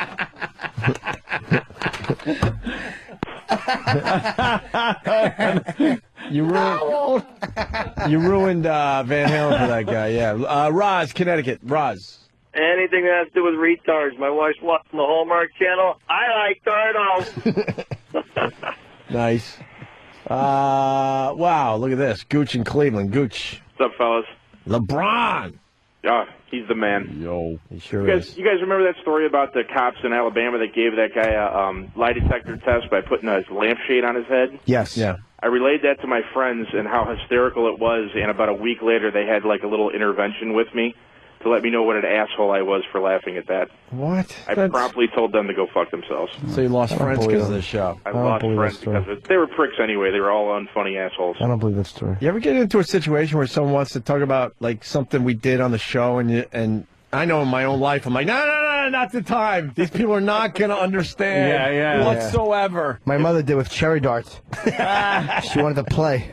Anybody that doesn't think that lampshade on the head is funny is not a funny person. Dude, how do you think I got through high school? Lampshade on the head at the party guy. I pretend I was a lamp. Go for Stu. Says Jimmy ruined me going into any emporium. Yeah, I see the word emporium now, and I just think of Ted. Rob on Long Island. Rob. Ted O'Lark Lemon. Robbie. Yeah. Rob, let's go. Oh, I'm sorry. I didn't know you texted me. Yeah. Yeah, Jimmy ruined dick sucker for me. I can't go into a porch now and without seeing his pudgy little face. Ben's raw ass. What's up? Yeah, what's up? Hey. You guys ruined the Sixth Sense for me, man. He was dead all along. Oh, that goes way back. You didn't know that? We fucked up that movie. We fucked up that movie for people 2 years after it came out. 2 years after. And they were pissed. Yeah. I'm like, you haven't... What were you waiting for? Like, he was dead the whole movie. What? That's motherfuckers. That's a linger longer right there. I forgot about that. Yeah. Lady Trucker, what's going on? Oh, well, you guys ruined a couple of my breakfasts. Breakfasts? Why? Oh, I get Bobby to puke, and 2 girls, 1 cop. Well, it's a different kind of ruin things, but... Yeah, all right. Okay. Yeah. I don't get this one. Carol in Texas. Hey, you guys ruined my life. Why? Ever since that audio porn stuff, now when I call my friends, they go, Carol, you fucking whore. Yeah, that's a good one. You dumb bitch. You dumb bitch. Love that shit. Dumb cunt. Do we suck it, you dumb cunt? We gotta get more of that. Yeah, we got a few of those, I think. We're almost ready to do another one of those. Yeah, I think I had gotten to all like the good ones, but there were still a few that I left untouched. All right, maybe we'll bring new stuff there. Footer, what's up? What's up, boys? Hey, the word cunt is definitely ruined for me from this show. I like now it's just so easy to say cunt.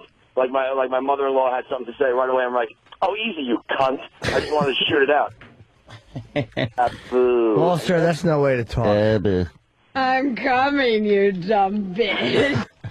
Where's the Carol one? I'm gonna come down your throat. You fucking well better swallow it all. You let one drop spill and I'll whip your ass so hard you won't sit down for a week. My favorite, though. Now lick my sweaty balls. I'm gonna fuck you in the mouth. And I got it, though. This was the one. Oh, yeah. Carol, you fucking whore. What an actress. I love that. I'm going to so hard you won't sit down for a week. Marla. Hey, hi guys. Hey. My son Will got me started to listening to you guys. I have a dog. It's a 146-pound black Newfoundland. Wow. And he's neutered, so I can't do anything with his balls because he doesn't have any. But I can't imagine licking my finger and sticking it up his ass. You guys just ruined me and the relationship I've had with my dog. 150-pound Newfie. Now, how much hair does that fucking thing shed? A lot. And he's going to keep growing for another year and a half. How much shit just hangs from the fucking hair around its asshole? Okay, I love you guys. We went too far for her. She got shit wind chimes hanging from its fucking ass. The fucking thing probably sheds like a cancer patient in a paint shaker. Let's go to Kristen in Georgia. Kristen. Hey, boys. Y'all have ruined sex for me because now whenever I'm having sex with my husband, I just want to start screaming, "Oh, Bill!" And his name's Adam, so that's kind of a problem.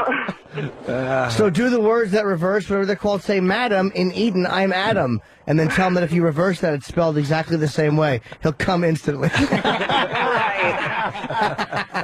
Let's go to Greg in Chicago. Greg. Guys, you've ruined my outlook on life. Now, I go back to when you guys were on the air in Chicago before they got stupid and canceled the show. Right. I've been listening to you guys nonstop since I got my new car last year. I can't look at anyone without thinking of something from the show, whether it's, hey, stupid when I'm driving, or, I wonder what your balloon knot's like. I can't, literally cannot stop. Now, on the other hand, you've made me laugh like I haven't laughed in years. Oh, thank you. Oh, thanks. Thanks for listening to the show. We appreciate it. Here's a good one. Paul in Jersey. Paul. Oh, wait, that guy had nothing. Yeah, you guys ruined me going to Good guy, church from a long time ago. What do you mean? The whole We got sex it. Spam. I keep on looking for places to have sex in the church. Oh, that. Oof. Oh, boy. Oh. Let's go to Greg in Florida. Greg. Hey. Hey. Come on, Greg. What's going on? Tell Carol and Mike you're going to smoke, regardless whether they like it. Tell her to jerk that fruit off with Wesson oil. Hey, just want to say, yeah, you guys ruined a relationship of mine. Why? How? Well, I went about 2 years ago, went through about 6 months where everything my girl would say, it was always responded with an "Aria, did you?" And she just got tired of it and left. Did she? She did. Drunken. Let's go to Chris in Nolens. Nolens checking in. What's up, Chris? Hey, guys. You guys ruined the memory of my dead father, whose name was Ramon. Oh, no. Oh, God. No. Ramon! Rot! Oh, my God. Ramon! Grow fingernails and hair for longer than you need them.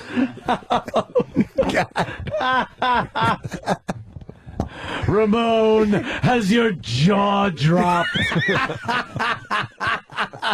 Ramon! Be dug up and fucked by the coroner one more time. Jesus. Ramon! Hug your mother and appreciate her. Ramon, you know how silly a skeleton looks in a suit. Ramon! Kneel by the tombstone and talk to it. Oh, my God. Let's go to Alex in Binghamton. Alex? Yeah, Alex! You guys ruined eggnog for me for life. Baby bird. Two words, true, baby too, yep. bird. Yeah. Thank you, sir. Let's go to Grove in Maine. Grove? Grove. Yeah. Grove. Well, Yeah, you've ruined breakfast for me and my Jimmy Jean Sausage. I miss that. Sausage. I miss that. Sausage. Have we, I have we say played that in a while? Sausage. How long is the prank? It's not even a prank call. I can't even hear Jimmy Dean sausage without thinking of that anymore. We haven't played in so long. We like our sausages. Ben in Arizona. Ben. Yeah, you guys have ruined lists for me. Every time, someone says, what are the things we got? Me and my dad and my brother, no cool for anything. Yeah. Mo. Thank you, sir. We're going to play the Jimmy Dean sausages. We haven't played this in a while. We might stop it, but let's go. This guy was complaining about the size of his sausage. That little 12-ounce goddamn roll of sausage is supposed to feed your brother and me and you 600 pounds of men, at least. You get my point? And the two girls, and they put it in that pussy roll of sausage. Son of a bitch. Somebody needs their ass kicked. Some little consumer geekaroid. Save money. Yeah, save money. Save money. I'm going to eat, goddammit. Randy Taylor. I don't know where you people come from. I don't know if you test your products, your quantity of your products. Your products are very delicious. Love your sausage for 30-something years, but I can't take and feed a family of 5 on a little 12-ounce roll of sausage. I don't mind paying you more money for your 16-ounce roll of sausage, but you don't have it anymore. You've got a 12-ounce roll, and you've got 3 men that weigh over 200 pounds apiece, a woman that's a little plump Scotch girl, and a daughter who's 13, and you're going to try to take a 12-ounce roll of sausage and a couple of dozen eggs and feed that. It ain't going to work. And I'm not going to purchase your product anymore or ever again. And as far as your 16-ounce and maple and sage, I don't eat that. I'm not from the north. I'm a Texas man. Jimmy Dean sausage is for southern people to eat with the breakfast, with the fried eggs and the T-bone steaks. And I can't see going to a little 12-ounce package to feed 4, 5, 6 people. And I'm not going to buy 2 of those 12-ounce packages just because you want to downsize and charge the same goddamn price. I'd sure like a reply, and I'd sure like you to go back to your 16-ounce package on your regular sausage, because I'm not going to buy it otherwise ever again. I'll just have my own damn sausage made like I used to 30-something years ago. It's not as tasty as yours is, but it'll work. Goodbye. What an ass. What a fool. Not as tasty. He'd probably eat fucking, like, deer intestines and just tell everybody that it was sausage. Gave him a compliment. Sausage. On his sausage. I don't know. You think this guy likes sausage? It's kind of weird. He's Jimmy Dean? He's obsessed with it. Sausage. Your 12-ounce package. She's a plump Scotch woman. Yeah, we all over 200 pounds, and instead of doing an ounce of exercise, we want you to sell you bigger packages of sausage. I got a daughter who's a fat fuck, too. You know she's a pig. Oh, of course she is. Fucking bunch of oinkers. She's 13. Standing around a trough. Doesn't he eat T-bone steaks, too? Yeah, in the morning. In the morning. Texas man. Like yeah. Fried eggs and T-bone Gotta be steak. said. Not from the north. Got to be said, Coke Logic's animation to that. Wow. Oh, yeah, this is a good one. I forgot about One that. of the best ones ever. Sausages. I wonder what happened with that guy. Yeah, I got an update on sausage. He probably died of a massive coronary. Hope his mouth was fucked during a home invasion. Filled with black sausage. By a black sausage? Yeah, Haitian sausage. Ted the trucker. Oh, great. Hi, Ted the trucker. What are you hauling? Good evening. Sausage. Only classified military stuff.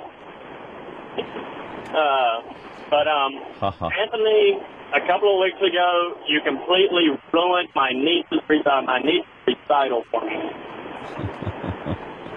Uh-oh. Why? How? Yeah.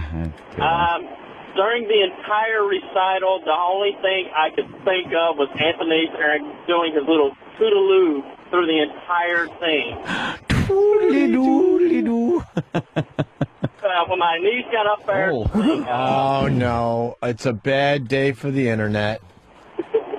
Oh, boy. Web breastfeeding is being banned on the internet. From what? No. Web breastfeeding ban. Oh, no. Hold on. We got breaking news, sir. Aren't so much about censorship as about a new commercialism. The content of Facebook isn't made by a Hollywood studio or by a production crew. It's made by the users of Facebook itself. In essence, the company makes money by selling the people to each other. And if the people don't behave to each other the way that everyone would like to, the company can lose money. Facebook's management refused CNN's request for an interview, but did offer a statement saying in part, "We agree that breastfeeding is natural and beautiful, and we take no action on the vast majority of breastfeeding photos because they followed the site's terms of use. Photos containing a fully exposed breast do violate those terms." Facebook also says almost all photos banned were flagged by complaining users. Roman just wants to promote breastfeeding, but she's also testing the boundaries of internet authority in a growingly web-connected world. Cara Finstrom for CNN, Los Angeles. So Facebook is banning... Children trained to kill. The man accused of organizing it faces charges today in a first-of-its-kind trial. Well, what are you going to do with the children? Jeez, look where they're from. Stop it. At least they'll do something useful. They're banning that on Facebook. Yeah. Wow. I guess that woman had pictures of herself breastfeeding, and they said no. People, who's flagging it for like who are the people that flag fucking shit like that? I agree that it shouldn't be banned, but I've also had enough of women breastfeeding thinking that just because you're shoving your tit in a kid's mouth that you fucking bypass all fucking standards of decency. Go fuck yourself. Go in a toilet and feed the little shit. If I don't get to watch your husband dump his load in you, I don't want to see you feed the little cock. Enough already with you fucking thinking you can run through society with impunity with your fat udders juggling all over and some kids suckling them. I've had enough of fucking women breastfeeding. We get it. It's natural and it's beautiful. Point taken. Let it go. Could you use the word full instead of fat? Yeah, we've had enough of your full bosoms. Yeah. Your swollen... udders. Yeah. Swollen's good. Full is good. Your fucking swollen tits. Fat takes me out of it a little bit. Stop showing it off. Go with full. Do you really need your fucking tit in the kid's mouth on Facebook? Go with achy. Yeah, right. Achy's a good word. How about you holding the kid in the park somewhere, waving at a potential molester? How about that? Just keep it sexy. Achy, full...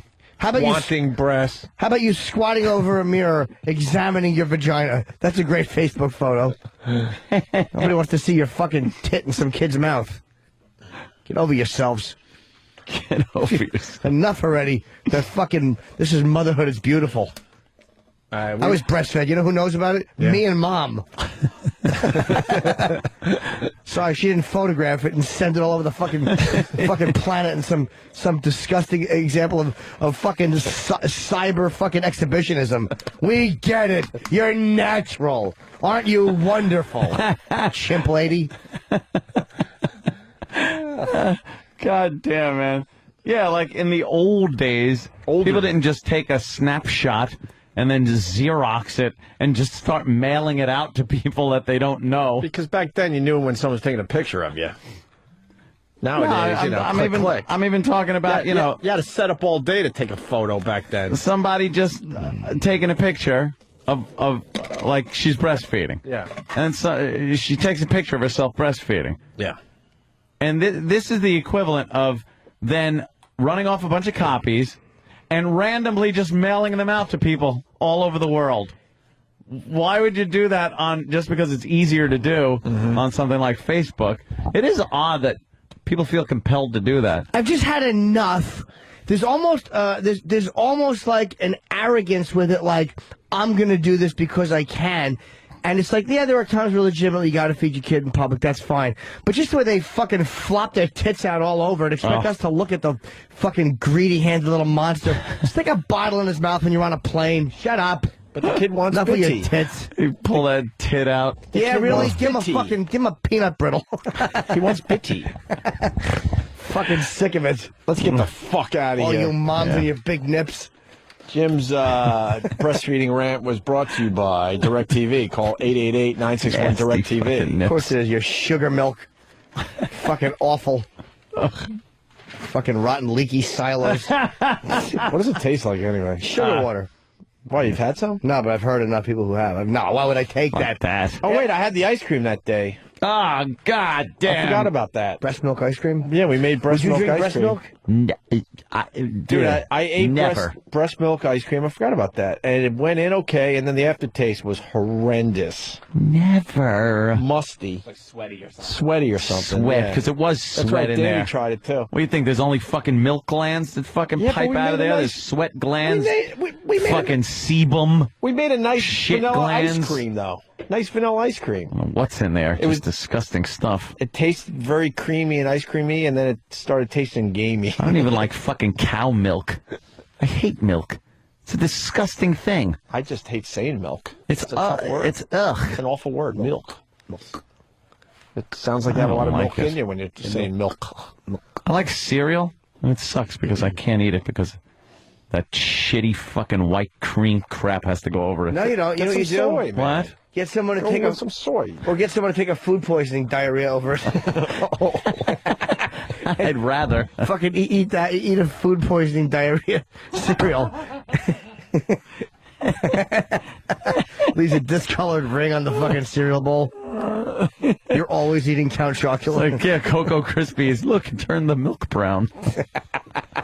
Can you imagine that? A fucking food poisoning shite. You're fucking eating Cheerios. No. Trying to cut up a banana.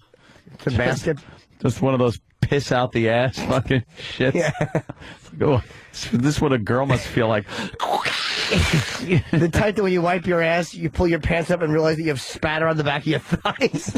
You ever have to fucking paper? You ever have to toilet paper the back of your thighs?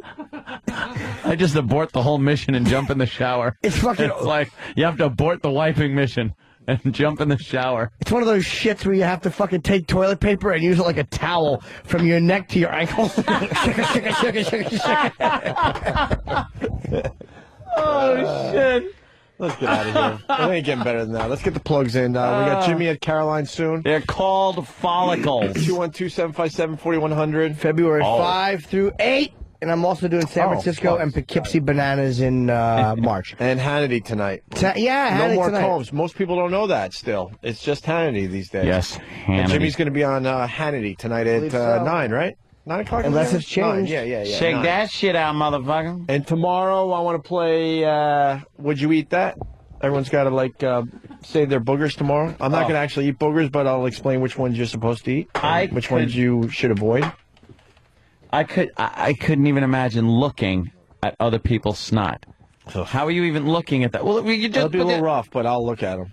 That does give me the skeevies. How does that give you the skeevy heebie-jeebies? A little bit. Not as much as you, though. No. I can't even look. No. Oh, Jimmy's on the phone. Who are you talking to, Jimmy? I'm leaving work soon. Who are you talking to? Hey, am I doing Hannity tonight? Oh, his guy. What time is it? All right. Anything you got, Ant? Nah, I'm done skido tomorrow. I think we're all done. What was it? Oh, find my fucking phone. Right. I'm not forgetting anytime soon, Steve. Give me an update, Steve. And that's not Foundry Steve, by the way. No. I want you to crack some skulls and get to the bottom of someone ripping off my phone when I went over to Sirius XM on Friday. Serious?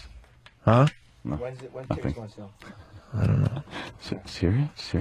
All right. All right, man. Yeah. Later.